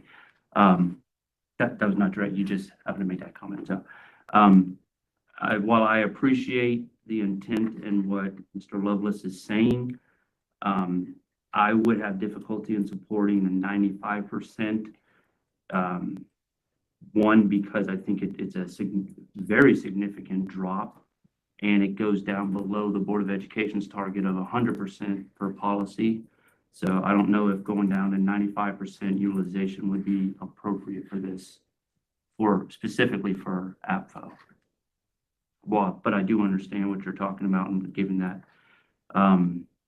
given the buffer and the 300, and I forget the exact number, but the 300 students that Ms. Mallow mentioned is countywide, not at an individual school. So 5% is not going to be 300 at one school. At a high school is not going to be 300 students. Anybody else? I just want to wrap up and conclude. Go ahead. Jen, I want to look something up, so go ahead. to the point of we are immediately closing schools, and every APFO decision and legislative item that comes throughout, we historically grandfather everything and everybody. Look at Turk Valley, they've been grandfathered in for nearly 30 years. So the immediate impact to current property owners is not the factor. If you want to sell a decade from now, you may be affected by this. However, you also will be affected by any value add from having an adequate public school system in the area. So, and we are moving to 100%. So I'll just conclude on that. I have one question, but I'll defer to everybody else first, if there's anyone else out there. You said you're changing the motion to 100% or? No, I'm saying we'll follow up with that. So my question is, what are the repercussions? If we take it from 115 to 95, dropping it by 20% for all of the high schools in the county, how many additional high schools do we need to accommodate that? That's fascinating. It depends on what we legislate here, what goes on to the council, what comes out of comp zoning, what comes out of long-term projects like Gateway. It's an indeterminate item, our rates of growth. However, we're putting in the framework to ensure whether we don't grow, whether we decline, whether we grow like crazy, that no matter what those scenarios are, that we have a system in here that's effective and ensures that all children get an adequate school in their brand new home or their legacy home that was built in Pelican County. But it has an immediate impact on what we're doing now. And the question is, Jen, do you know offhand how many high school students are there for the county? I just pulled that up. So high schools, 18,357. So it's about 4,500 per grade total. So there's You need 40, per school. no, No, for grade 9, 10, 11, 12. Oh, Like- throughout the county. throughout the county. So there's like 4,500 freshmen. There's about 4,500 sophomores. So it's 18,357. And the average high school has how many students? But it's highly variable. I know. Well, I'm not gonna count Homewood. Our smallest enrollment. I'm looking at the capacity chart here. Yeah. It's between 1,300 and 1,600. Yeah, our, Highest one being Marriott's Ridge at 1,820. our Yeah. older schools were built at 1,330. The new schools are 1,658, but we do have some that are higher based off of their utilization. So tell me if my math is off. One of you data guys will know a lot better than me. If we reduce the percentage by 20% and this average high school is say 1,400, does that mean it's 280 times 13 high schools, which we would have to accommodate in new schools? There is no mandate to build new schools if you don't pass the APFO test. It's a recommended. No, but it goes back to the point of what I raised in my first motion, and that is that if you produce schools charts that show schools being closed for 10 years and no capacity changes, then those schools stay closed, and every project that tracks into that school then is shut down until the capacity somehow changes. Either the numerator or the denominator changes. And if we're now changing the 95 to a 95% standard, meaning from 115 to 95, that's a 20% reduction times 1,400 students on average. Is that 280 students times the 13 high schools in the county, meaning that we have to now, to make all of the schools in the county meet the 95% standard, we have to generate basically 3 new high schools, 4,400 new kids. One could argue, as of today, we are 3 high schools short from providing adequate public facilities for the children. Okay, so at 95%, I get it. So then, And again, there is no mandate. It's what understand. is ideal so that it can allow additional work. Okay. Yeah, so the 95% would be the trigger or, okay, that's. Gotcha. Okay. Now, anybody else? I have one comment. I just want people to recognize that this will not affect the school system's policy on redistricting. So redistricting does not trigger at 95%. And it can be triggered at 100%, but the goals are to be within 90 to 110. So other mechanisms that we have to address capacity unlikely are to be triggered. And so I went ahead and did the math. At least I think I did the math correctly, but if we looked at a school like Reservoir and it was at 95% capacity, we would have to, like, it's already over capacity at the 95% by 79 students. That's 79 students compared to where it is today at 115, or where it is today. So this, I would also say that we don't need 3 high schools. We do need additional capacity in certain places, but across the system, there isn't a need for 3 high schools. And our projections are that there isn't even a need right now for a 14th high school for, I want to say, 10 plus years. And again, I know those figures are based on school system evaluation of capacity as opposed to adequate public facilities, but this would cause a further misalignment between school system policy and what ACFO would dictate. Just sharing that. I'd like to call for a vote. Okay. Do we have to second it or how? No. Okay. So just second. Everything's second. Mr. Arterburn? No. Mr. Brown? No. Mr. Cascarande? No. Mr. Crossley? No. Mr. Domu? No. Mr. Essen? No. Mr. Glykoff? No. Ms. Jones? No. Mr. Lovelace? Yes. Mr. Ruble? No. Ms. Mallow? No. Ms. Markovitz? No. Ms. Patano? No. Mr. Sharon? No. Mr. Wright? Oh, no. Answer. He could abstain. I can abstain. I was gonna say, can I abstain? Yeah. Sure you can. You can. Yeah, I can abstain. I'll abstain. I'm really sitting in the middle of this. It's a good argument on both sides. Track of the- That's a 0, isn't it? Yeah, I'm doing zeros. Push together to the song. No, I mean, I truly, I get it and understand the trigger. It's a future thing, but I also hear the against arguments. It's Are we proceeding with the companion? You're following? Yes, please. Yes. Much the same, my motion, our county public school system capacity test, the maximum capacity utilization for high schools shall 100% utilization. Once again, what's good is what way the capacity current exemptions and. So you just said 100, it says still high school. Saying 100. He just went from 95 to Okay, 100. it's in here. The reason there's 2 motions is the float in the 95% is one that you can fundamentally argue.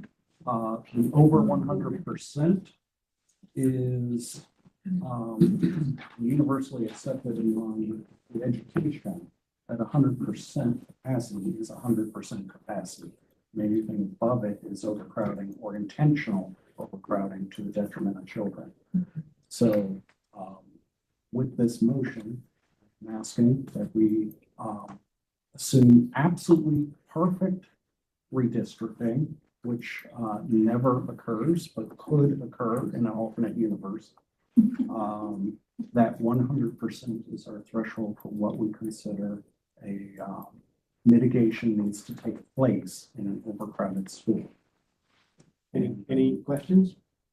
Is there any evidence to support that an overcrowded school is detrimental to children? Oh, Yes. oh, I'm sorry. Sorry. We need a second. Yeah, we need a second to Yes. discuss.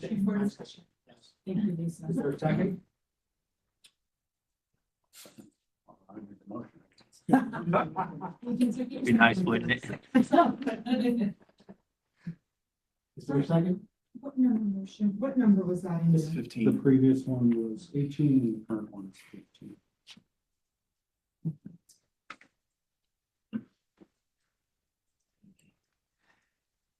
Your call. I'll second. Anton seconds. Discussion? Any questions? I'm only going to comment to, the trailer question. So portable classrooms, relocatables, country cottages, whatever you want to call them, to serve as temporary space. I hear quoted quite often that, trailers are not part of APFO, and that is correct. But that is not the only consideration. When the board has to, Wait, just hang on a second. What's the relevance to the motion? we had brought up trailer capacities in the previous. That's a separate topic. We Yes. can bring that up as a separate issue, but it's not in this motion. It's relevant to the 100% capacity, whether you're counting that or not. And in the terms of APFO, it's not counted. In the terms of projection planning for the school system, they issue a trailer report every year, which counts the number of students, what the yield and utilization is with trailers. But my point though, Brent, is this, that trailers are not part of APFO, one way or the other. They're not part of They're APFO not. as it stands. And until we vote on the issue of portables, cottages, whatever you're calling them, it's not in the topic. Well, then please don't bring that up in these deliberations. That was the item I felt I needed to address. The prior discussion. Fair enough. We'll have opportunity though, so I look forward to that. As a group, we can discuss whether trailers should be in or they should be out. But as it stands, the motion is 100% under the current APFO definition, which does not include trailers in any event, correct? Okay. Questions? I have two questions. So Do we have to go through the roll again, or can we, it's just a 5% change? Can we just, is there any change in vote? Can we? if there are no more questions, we go right You to the can call vote. for the vote. Do you want to We'll call for the vote? Yeah, call. Done. Second. All right, hold on. Who's seconding it? I will. Okay. I think Antoine second. Antoine seconded the motion. I already You seconded. don't have a second calling for the vote. Yeah, but you said before the vote doesn't need a second. Okay, all right. Okay, No, every vote needs a second. I want to make sure we. not call for the vote. The motion is seconded. No, the motion is seconded, right, correct, right. But The we're call for the vote doesn't need a second. No, the call for the vote does not need a second, but I want to make sure that we're always. Oh, yeah, he made the I second. made the second. Okay, all right. I just don't want to get ahead of ourselves here. I'm gonna get back. I can see that your thing is not Yeah. cooperating with you. I was having a little. We're having technical Little difficulties. technical difficulties, so I do want to make sure that I'm always sharing my screen when we do these things to make sure everybody's following. All right, I'm gonna go ahead and call for the vote on this one. Okay, vote number 3, Mr. Overburn, No. Mr. Brown, No. Mr. Casagrande, No. Mr. Crossley. No. Mr. Denver, No. Mr. Eston, No. Mr. Bykov. No. Ms. Jones, No, Mr. Lovelace, Yes. Mr. Lubley, No. Ms. Mallow. No. Ms. Markovitz, No. Ms. Pantano. No. Mr. Chair? Mr. Wright? Yes.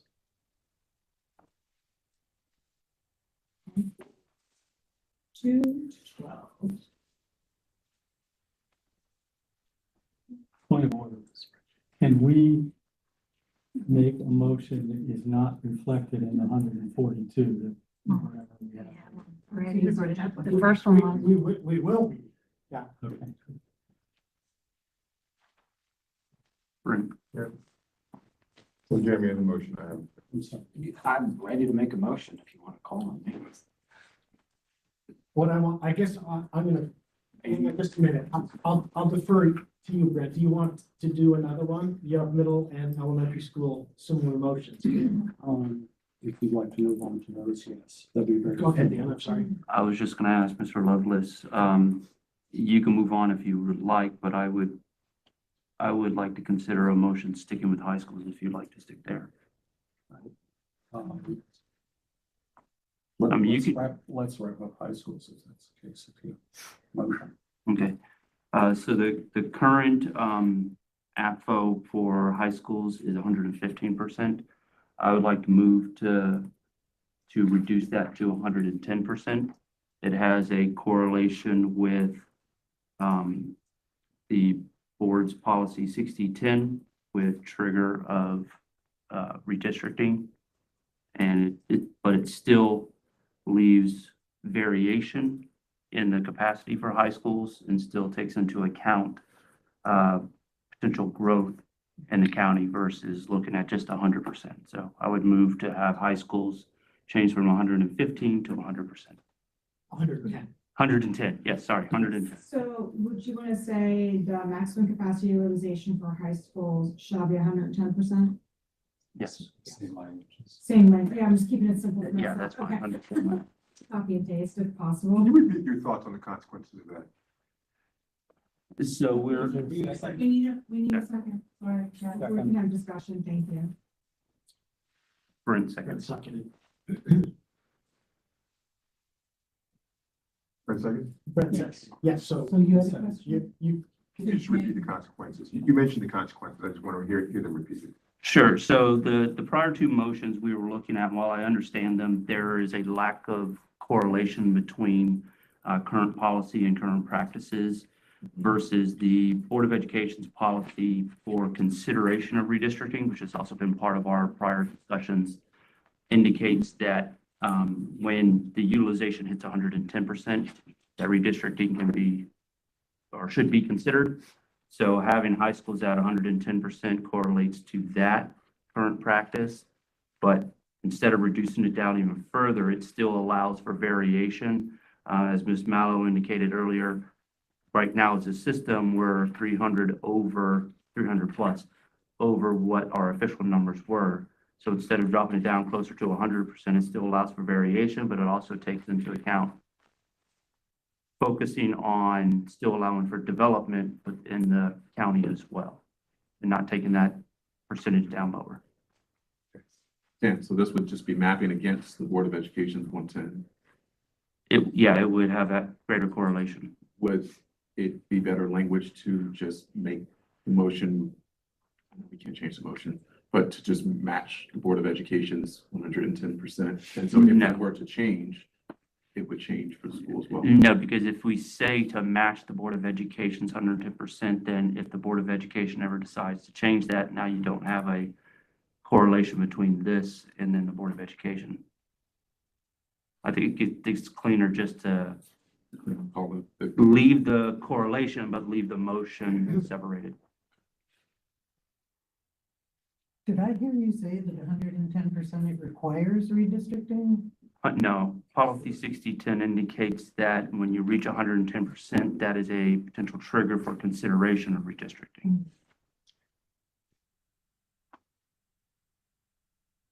call for the vote? Second. We don't need a second. All right. Mr. Arterburn? One point first. I vote no. Remembering that there was no high school capacity test prior to 2018. We added one at 150% in 2018. I make one more comment. When you vote. Mr. Brown? No. Mr. Casagrande? Yes. Mr. Crossley? Mr. Domu? My vote is no, noting there is one current high school that's at 112.8% utilization that would go open to close this motion. Marriott's Rich. Mr. Essen? No. Mr. Glykoff? No. Ms. Jones? No, and I would say I don't think there's any development proposed in the Marriott's Ridge High School District because there's no land. The only thing that's there is, I think, 55 plus. Mr. Lovelace? Keep in mind there's sunsetting or grandfathering on these items, but I vote yes. Thank you. Mr. Lubley? Yes. Ms. Mallow? No. Ms. Markovitz? Yes. Ms. Pantano? Yes. Mr. Scher? Mr. Wright? Yes.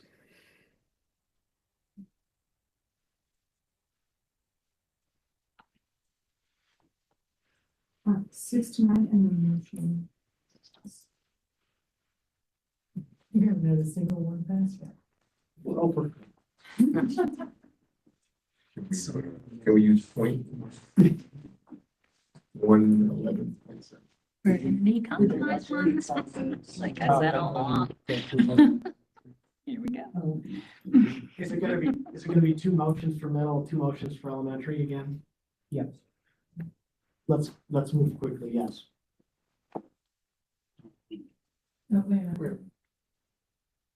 We're on motion. We'll make. He's gonna make another motion. This will be motion 5. Sorry. Number 17.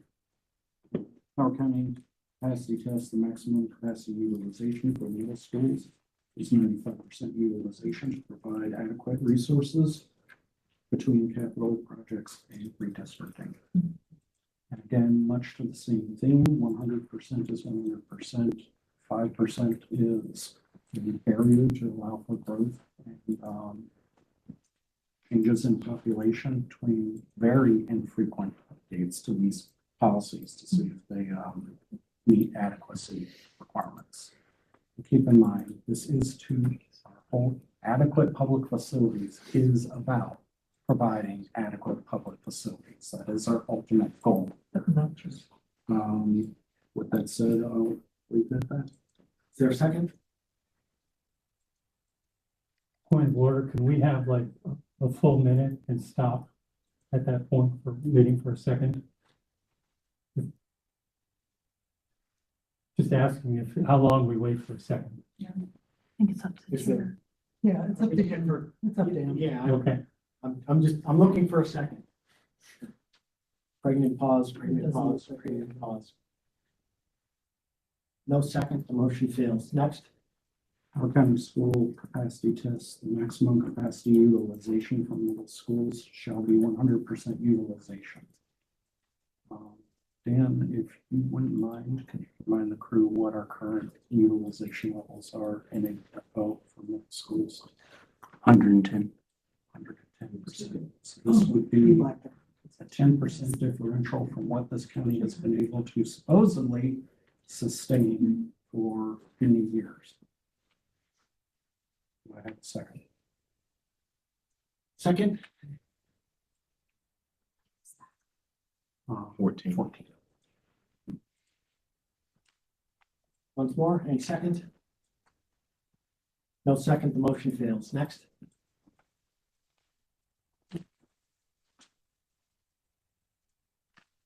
Number 16, Howard County Public Schools capacity test. The maximum capacity utilization for elementary schools shall be 95% utilization to provide adequate resources between capital projects and redistricting. And once again, many of the same things apply. However, these are the most vulnerable children of Howard County, the youngest, and most affected by the quality of education and student-teacher ratios, capacity, core services, and other supporting services with the county. We've been able to withstand. Oh, it's elementary. You moved on from middle school to Yeah. elementary. Elementary. Okay. This is critical. Again, the PTA Council of Howard County has voted unanimously on this consistently for years. Standards. 5% allows for additional room. Keep in mind, there is a adjacency test in elementary schools that also is a factor in current APFO, and this is considered as part of it. Leave that for a second. What's the current capacity here that you're changing it from? 105%. So you're going from 105 to 95 to 95. in elementary school. Correct. That's your motion. Yes. Is there a second?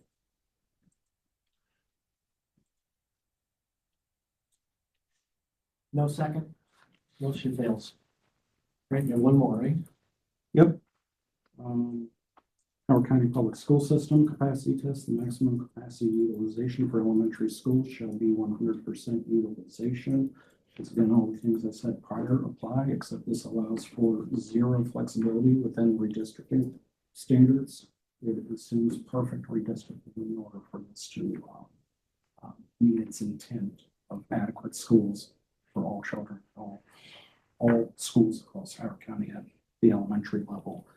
Once again, voted unanimously in PTA community for support among all the schools countywide. What number is this from? Number 13. So this is elementary 100. A second? A second. Yes, there's a second. Vanessa. Vanessa, okay.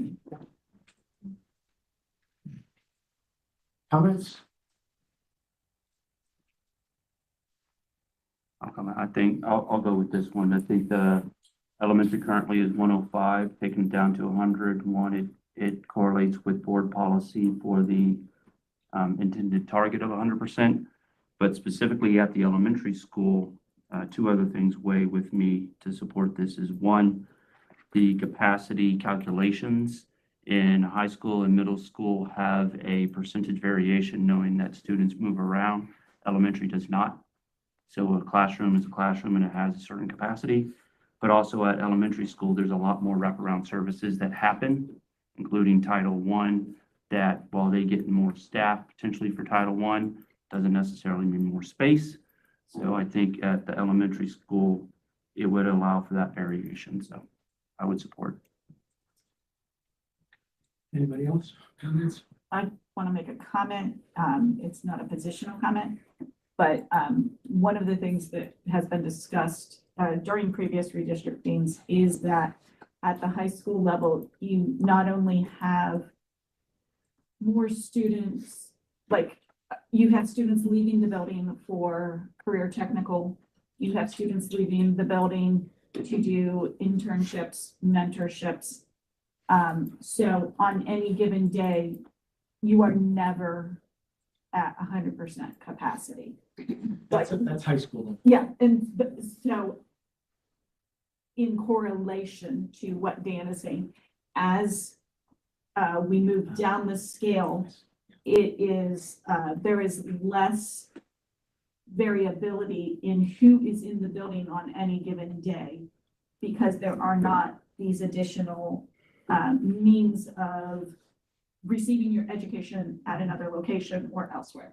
There's also not a Homewood equivalent for elementary schools where there is a program at Homewood for students who are not succeeding in their traditional school for middle school and high school.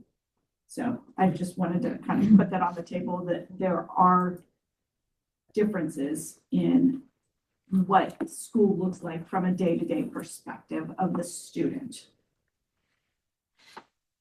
Any other comments? Just an observation that that level of 100% would close 54% of the schools in the county to be constrained for any further development Elementary of school. elementary schools. So right now, there's 18 close, is that correct? I think that's right, and then bring it up to 23. Any other comments? What percentage is yours? Briar Woods, right? Currently over capacity, Yeah. I think it's around 130. And that's including portables. And we're being redistricted. So that's the local redistricting that Jen Mel was talking about. So what's the, I mean, that one is at 130, then the average is, the overall average currently, do we know? The overall average of, Elementary. Oh, 90, okay. Across the city. Across. Yeah, I think across the system. Yeah. It's There's not- 99.3%. It's just the way it's distributed. Interestingly, though, just because you asked, all the surrounding schools have capacity, not that school. And that's been consistent across a long stretch of time. So that points to, this might be out of order, so everyone can stop me. There seems to be a lack of coordination with the school and how that's all managed and how we're dealing with our growth. Exactly. And that's, and there's not coordination. So the fact that this one school is consistently in this position, yet schools within a half a mile Right. are under capacity. That's a bigger problem, and if there's a way that ATFO can address that, I would love to, because then that balances both things. That's why he made the first motion he made, because that's the, But then that would still cause the problem that's happening right now, so there's some middle ground that we have to find. But, And so that's just to say, historically, that one school has been over, which means we could probably address that in some other way in the surrounding area. and I I think think not a motion that you can bring. what I would ask is if you want to put that into a I'm motion. trying to come up with one that actually I think it's a. talks about coordinating schools and growth with like, and how we can actually make, because it's not connected. It's, One hand doesn't talk to the other. it's a challenge because I think that's more of a school issue, a school Yes. board issue than it is. I don't know how APFO it is. But that said, if. But indirectly, and Brett, you know, you might disagree but indirectly, growth brings more people to the county, revenue to the county, resources to the county, and that's not only revenue, that's what I would consider people, right? Wallets. Well, it's not only wallets, but also young hands and things to take care of older people. It's not just revenue, it's everything that comes with growth. And if you choke off growth, well, that's significant trouble for the county, right? Because if you don't have any resource, we can't do any of the things that we're sort of looking for. 100% of nothing is still nothing. zero times anything. And I imagine if there is more growth, well, then there would be more energy to move and to redistrict and do things. New neighborhoods, new schools, new locations. My opinion, I could be wrong about that, but to do nothing to what seems to be an aging community, just to do the same thing over, I think, again, as you mentioned, it seems to be an antiquated system, and the county is wealthy. It has a very good reputation and a very good school reputation. Despite whatever ails there might be, people still want to come here to go to school. There's not, that's a fact. They continue to come into the school system. I'm not sure. I would disagree from a reputation anyway that it's broken. Maybe some adjustments. So it seems to me that if you do nothing, you're going to have the same problem over and over and over and over. But if you lift restrictions and allow development to come in, and again, add more energy, and again, that's revenue, that's folks, that's workforce, that's young people, that's all the things that the county would look for, or any place would look for. Comment. And I think you had a comment as well. Yeah, I agree. We need to grow. One follow comment. We're trying to ensure adequacy. Sure. We're providing tools. This one is a overcrowding threshold mitigation. Sure. We also have financial mitigation, which we aren't discussing presently, but obviously falls short in that we need this second test. And we also have the housing allocation units. Also, if they were delivering a perfect product, we would have enough capital outlay. We're also dealing with, much like you said, one-time funding that comes with growth, and then we also have recurring funding, but neither are meeting the requirements currently. There are very clear examples that they don't. Say, anyway, where I'm going with this is a critical component unless you're willing to make extensive major changes to the other forms of mitigation. And without that extensive major changes to other forms of mitigation, this is critical to delivering the product that we expect in adequate school for the children. Thank you. So let's go ahead. I was gonna say call for the vote, but I feel like there's so much more to adequate facilities than schools, and I feel like we're so much focus on that, and we are a county that is more than schools. We are more than our school system. I would like to call for a vote. I just had a comment before we call for the vote, if I got it in soon enough. Go ahead. You're good. Go ahead. I just wanted to point out that the there are still cases, and I don't know if we consider a redevelopment growth. Are we considering if we are expanding units, like what we did at the building that, Rosalind Rise. Right. It was Rosalind. so we increased the number of units, correct? That's- So are we considering that to be growth? Yes. Okay, so that's growth, Increase right? component, not the. Is that a revitalization? Just the delta, just the, yeah. Delta. If it goes from 150 to 180, it's 30. We Okay, can go and through so, there. I don't know. But that is part of, you might know. so with that impact, that project, the school would have been closed. The project was approved because it had affordable housing It's component, affordable correct? housing, yeah, it's affordable So- housing. The yield from that building Sure. is contributing to the current problem at Bryan Woods. Mhm. So that is what we have to balance. And that's where keeping a capacity lower maybe protects against that, but in this case, it actually even didn't. It just keeps a standard for a very vulnerable population, as Brent said, to maintain at least, we're not even accounting for the kids that have to use the portables. Like, we have our set capacity, so we have a number that capacity, let's say it's 100%. We're not at that, we're at 130%. Those kids have to sit somewhere and go somewhere. So, and that was directly tied to construction and an increase in growth, which is absolutely, those buildings, to be very clear, needed to be redone. That needed to be done, that project needed to happen. The issue is, how do we do that so that it doesn't impact one particular school? And that, again, brings the school system into question. Okay, we know this project is happening here. We shouldn't in July be talking about where those kids are going to go to school and then say, oh, well, it's September and all those kids are still going to go to Bryant Woods. We knew this project was coming. The problem was created and there was no coordination. And I don't know where the fallout happens, but the bottom line is that building contributed to a higher capacity and a higher student yield. And it's still bringing more students in every day because I have those numbers. So that's where I don't know what the solution is, but that's where I think if we keep at least elementary school at 100%, that helps to mitigate some of that. But Rosalind Rise, what was the delta over top of the normal? Because those are gonna turn all the time anyway. Those particular neighborhoods are gonna churn, right? Hmm. That's just a fact. There's two components to Rosalind Rise. In Rosalind Rise, you have affordable housing units Right. as well as market rate units. Right. And so the market rate units, well, first of all, they're not going to turn over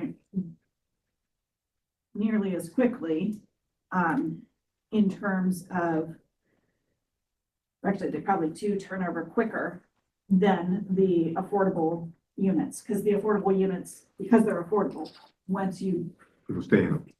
get in them, unless you have some other form of upward mobility, you have longevity there. So the longevity over time leads to a decrease in the school age population from the affordable units, but not from From the overall. the overall units. And this decision, the decision to allow that to move forward was not made by the school system. It was made by the county council. So the vote has been called. You said that the surrounding schools have capacity.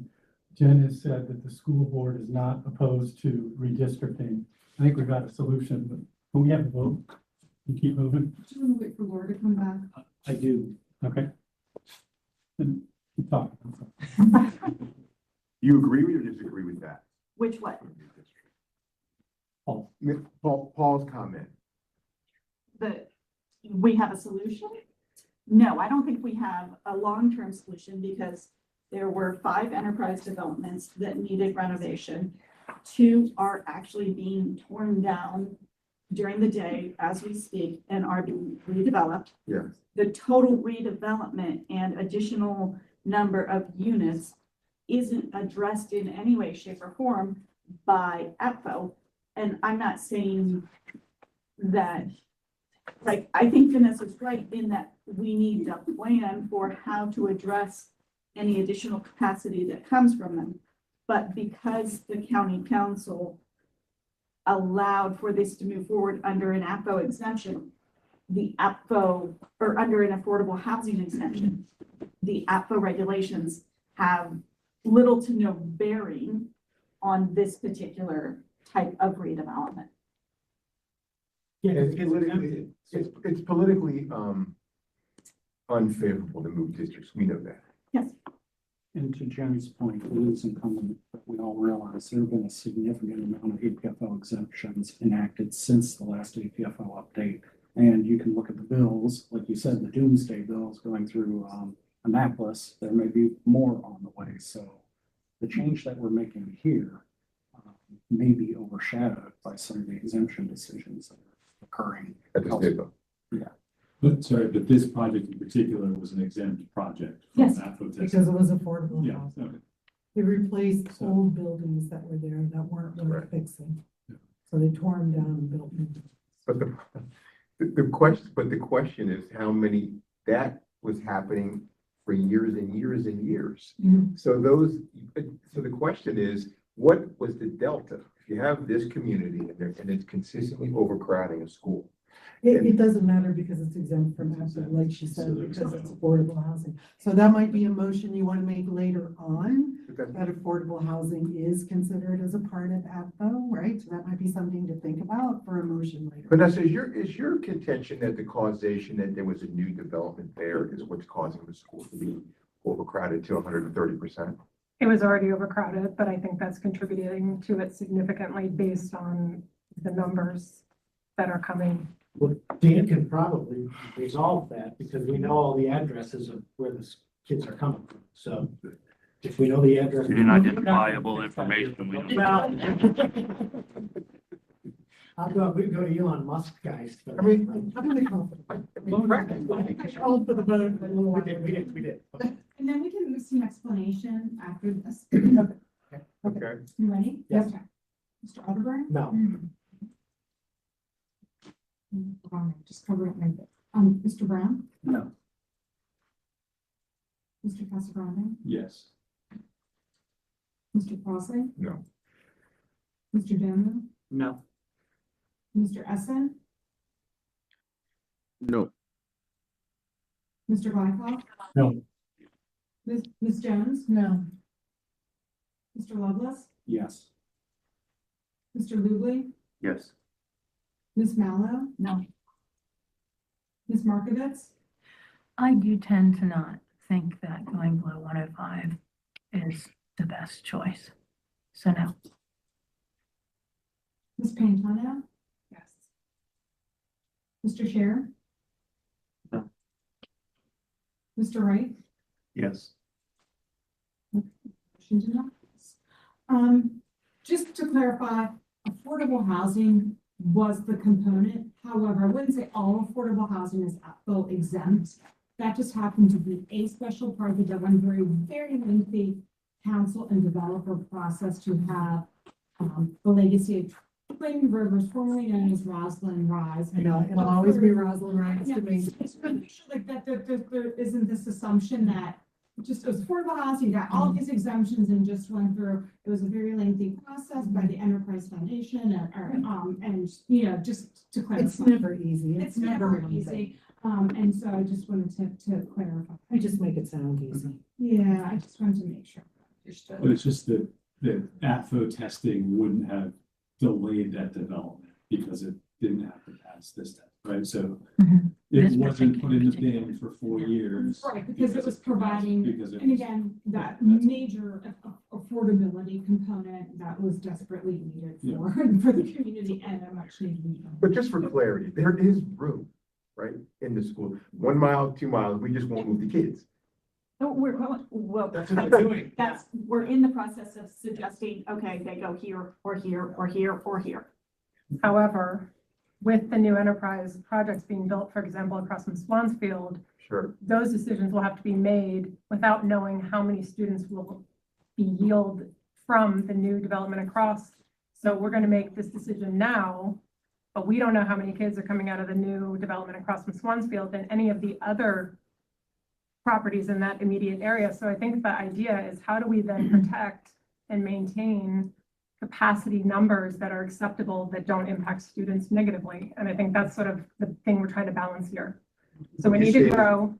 When you say affect students negatively, the county is pretty small, maybe 2 mile ride or a mile ride, right? I mean, understand. inside the building, like in an Inside the building. overcrowded building is what I'm referring to. Yeah, I mean, But- just to add to this conversation, I know we're getting a little sidetracked, but Bryant Woods is the smallest elementary school in the county. It is I also, think West Friendship's the smallest. based on the capacity numbers in the APO chart, has It's the total of oldest, 289. smallest, I It's thought. the oldest one in Columbia, Mhm. and it's in the area of the county in downtown Columbia that has some of the most ambitious growth targets. So it's not even just these enterprise things, it's all of the downtown development as well. Not all of it, but a lot of it is in district for Bryant Woods. So when the school board did the last redistricting in 2019, it didn't relieve Bryant Woods to the extent that it needed to based on the projections at the time of all this new housing that came online. And now we're looking at it today, and if you look at the current APO chart, it's at 131% projected for 2027 to 2028, where the 4 nearby schools are at 104, 92, 89, and 79. Well, that's the thing, So redistricting. the redistricting, yeah, it could have been solved last That's right. My time. kids were And there. now, It was like- now, because it wasn't solved last time, now the school board needs to revisit it again, and that's what they're doing. And just the final point on that I want to put this out to everybody because I could not form a motion to describe this. There has to be communication between the development. Somehow, I'm not, a government person, politician, any of that stuff. So you guys, maybe somebody can frame this better than I can say it. When a project is built, what impact is that going to have and how do we mitigate that? How can there be communication between the school board and the projects that are in the pipeline so that these things can be looked 3-5 years ahead of and say, okay, this particular school is going to have a problem. So then let's distribute either the new students coming in from this complex that we built right now and put them over there where there's capacity, which there was a discussion about over the summer prior to the school year starting. And then it was nixed.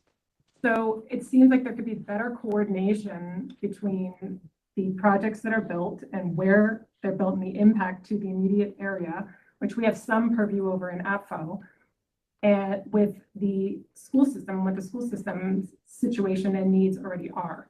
I don't know how to do that. I don't know how to say builders need to somehow know what's going on with the school system. I don't even know if that's a reasonable thing to say. But to me, that is what's needed to prevent these sort of, because if one area is doing one thing and the school system is doing another, we're going to continue doing this in a circular way. Yeah. I want to make a suggestion before the next meeting to send the list back out again and ask people to look at their list and come up with actual motions that we can share. Right. Can I make the motion that I wanted to at the beginning? Before you do that, can Before. we have the vote count from the last one, please? What was it? Sorry, thank you. 5-10. 5 to 10. Thank you. It was 5 to 10.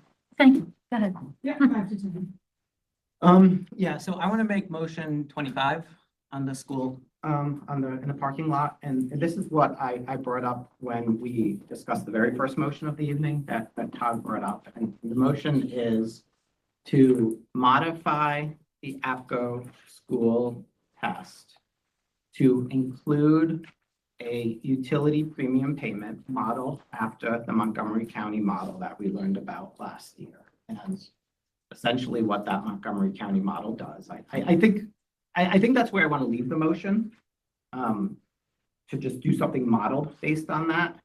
And if that motion passes, then I think there's a whole bunch of debate on how we calculate and determine what that premium payment would be.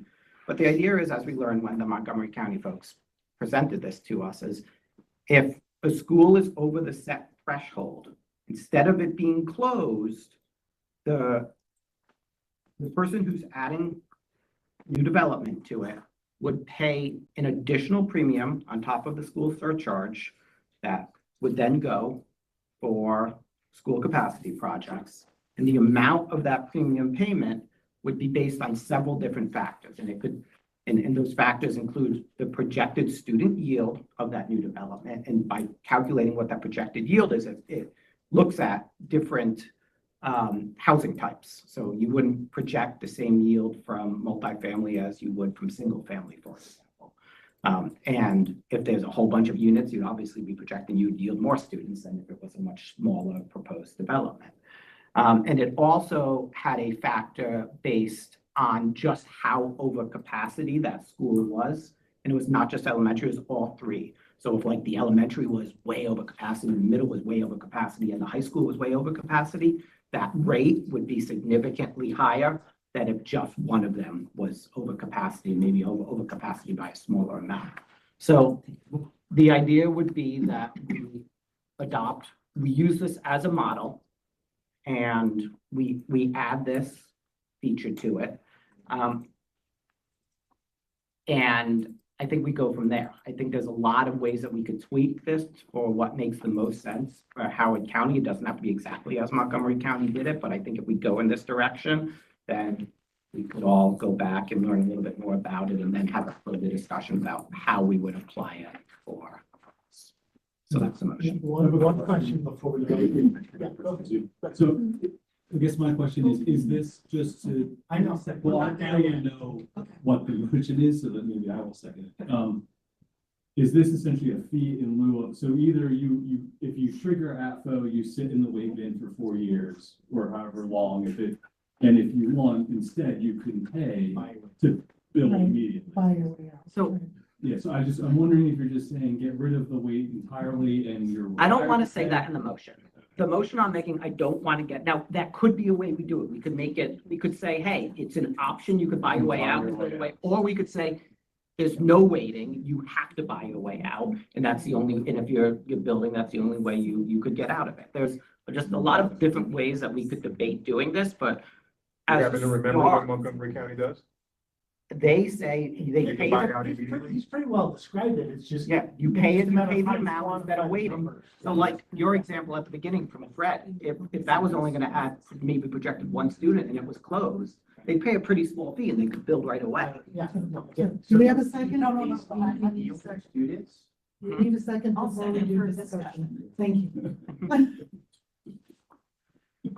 So I guess the question was the fee would be based on the projected yield of students? Yeah, it's, I mean, what Montgomery County presented, it was a pretty complicated format, but it depended on how many projected to yield and how overcrowded the schools where that development is being. If it's crowded, you pay a surcharge. And there was like different levels, like The fee was higher if the schools. yeah. You might want to neutral. And there were different like tiers of it too. So like in Montgomery County, if the elementary school was only above 110, it was one fee, and then that fee percentage was higher if it was over 120, and even higher if it was 130, and then same for each level, and you would add up the additional premium. So like, I mean, there's a lot. I've gone back and I've watched that presentation from Montgomery County twice since they made it because I liked it, and I still have questions exactly of how they exactly implement it. The only So thing there's a lot. I don't know is how does their school board interact with their county council? So we're gonna make these recommendations to county council. That doesn't mean the school board is gonna follow them because they have no control over what the school board does. So we're so segregated, right? Like, is Montgomery County? Why, I don't understand why the school board would need to. They're the same. They're the same. Yeah. Okay. So there are two bodies, and the council does not tell the school what to do. And we're making our recommendations to the council. But the council will essentially be, they'd be changing APFO in a way that would add this payment based Yeah, on but that whatever still doesn't criteria tell we the school recommend. to do. But what is, Well, then. I don't understand why would they need to tell the school board anything? Well, I think it's a very interesting motion, and I like it up to a point, but I won't vote for it unless it's more specific that says we'll take this additional fee, but by taking that fee, it automatically bypasses the waiting period. Because the way you worded it, there's no benefit to moving it up and speeding it up. I like the concept, but I'm not gonna vote for it unless it's more specific. I mean, and just to counter that, I mean, I wanted to make it, wanted to put it out there. sense of. Yeah, Jeremy, Have that. I think it's a very good motion, Jeremy, but I would agree that it needs to be a little bit more specific. I want to support the motion, but I think that you need to provide a little bit more details and not just have it so vaguely put, right? So if you could maybe just rephrase the motion a little bit, and I think you'll have support. I guess Just I'd make it a open up little the bit more. floor, like.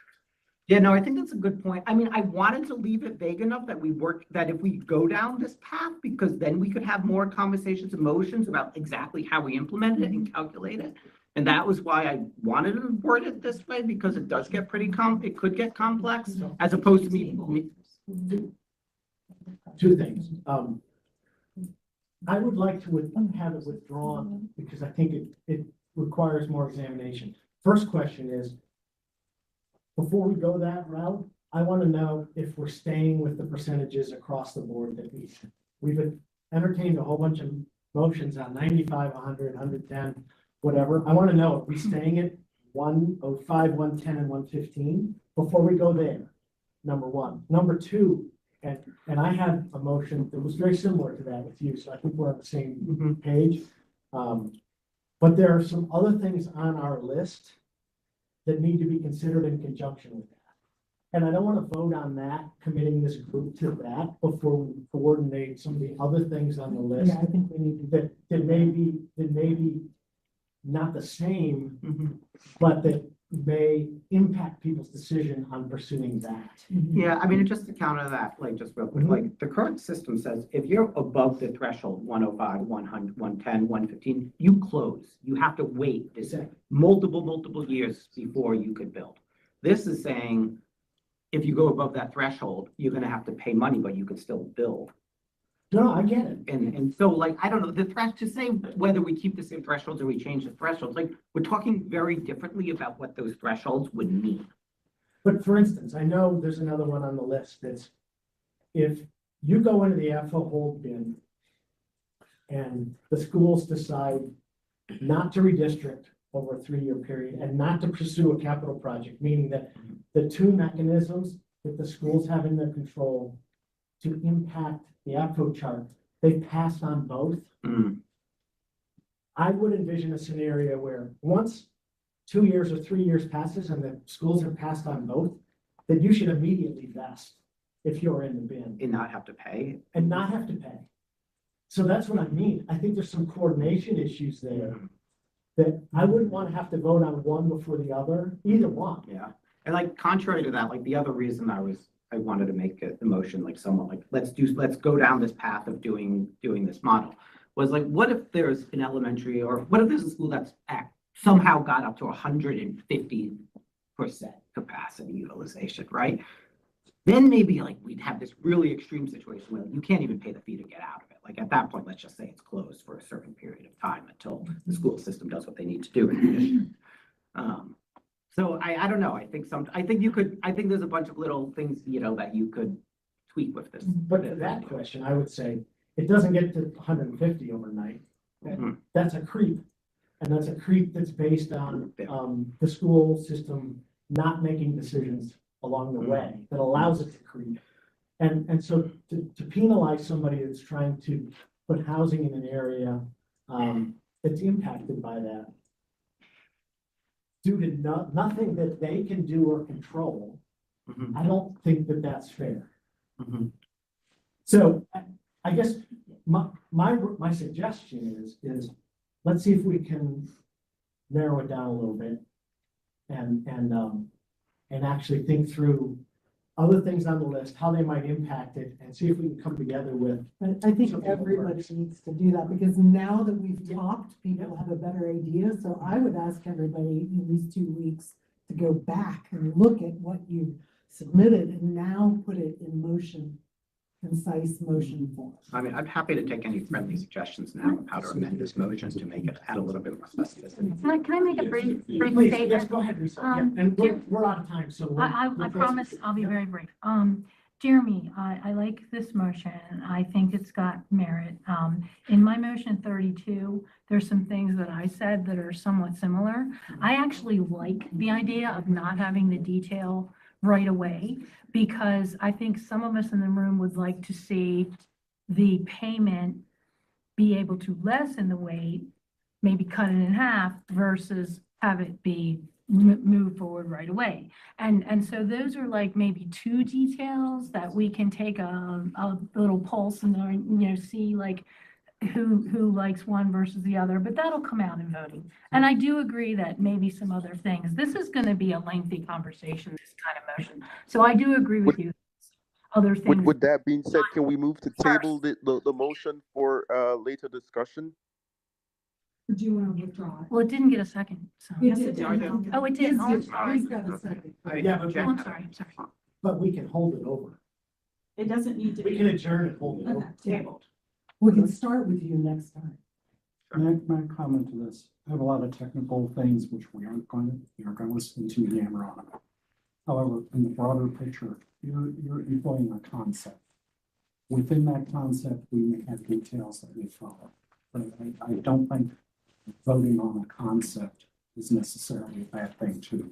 The technical implementation may change based on support. Yeah, I mean, if we voted and I was the only one who liked this thing, then we should move on without having to even continue down this path. That's why Sure.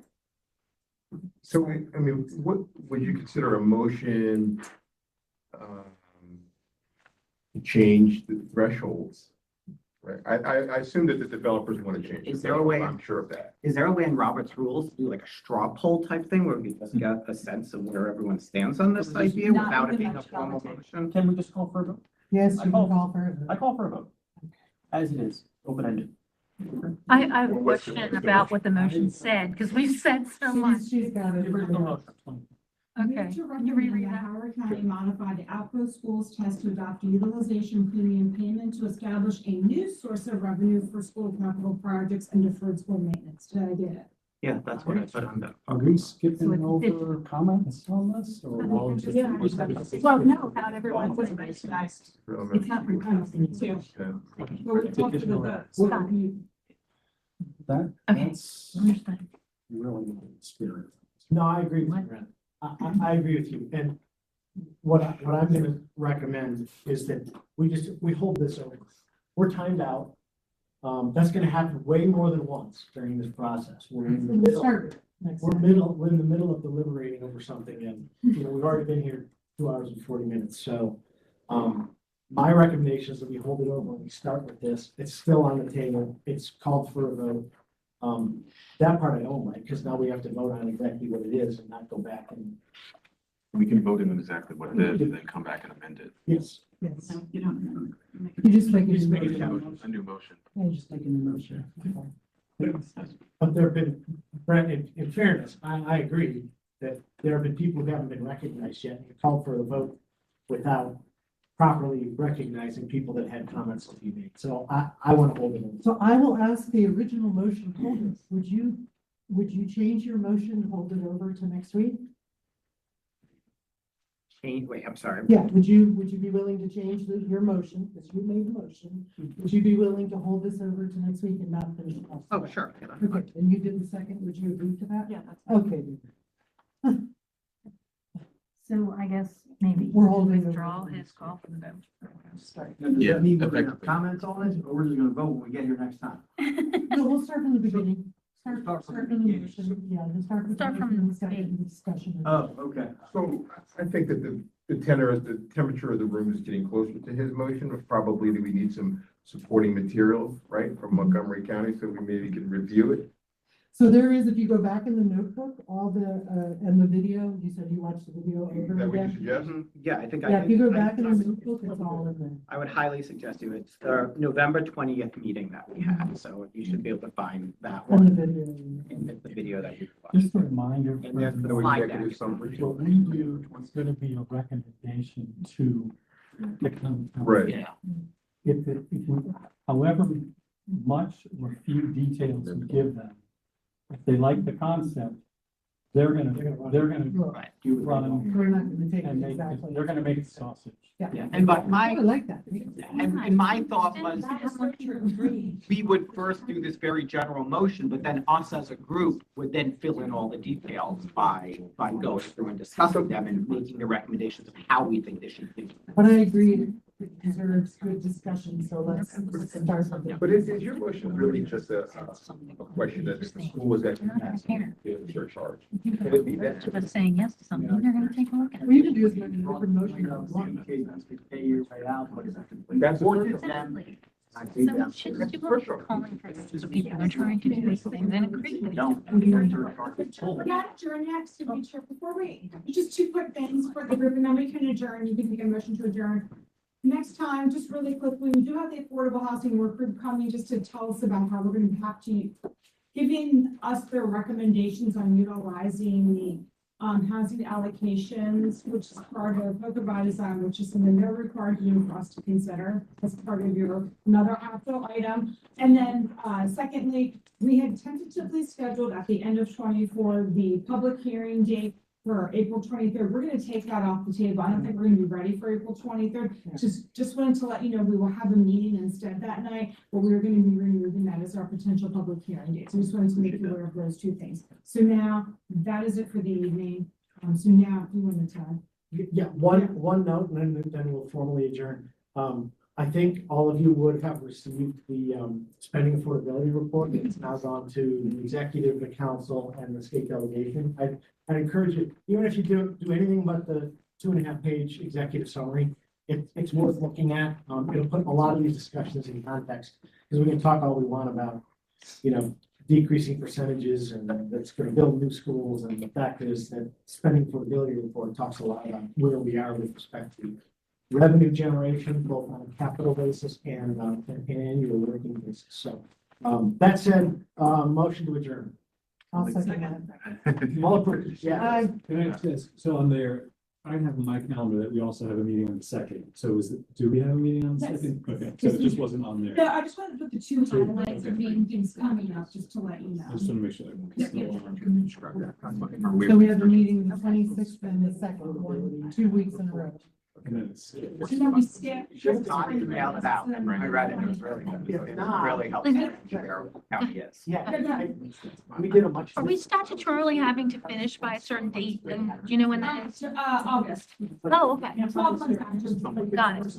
Thank you. Yeah. Oh, because we all summer long. Now you're. Yeah. That could When it was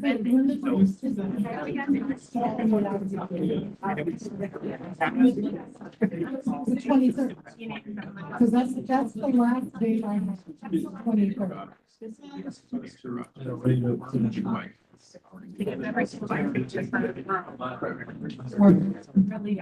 What's the next meeting? Because the last meeting I have on my calendar is April 23rd, but is it scheduled? Yeah, no. We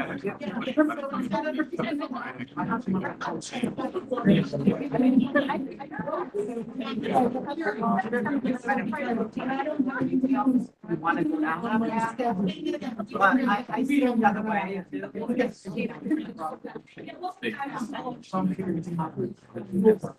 don't know if I. Yeah. They don't stop. That makes sense.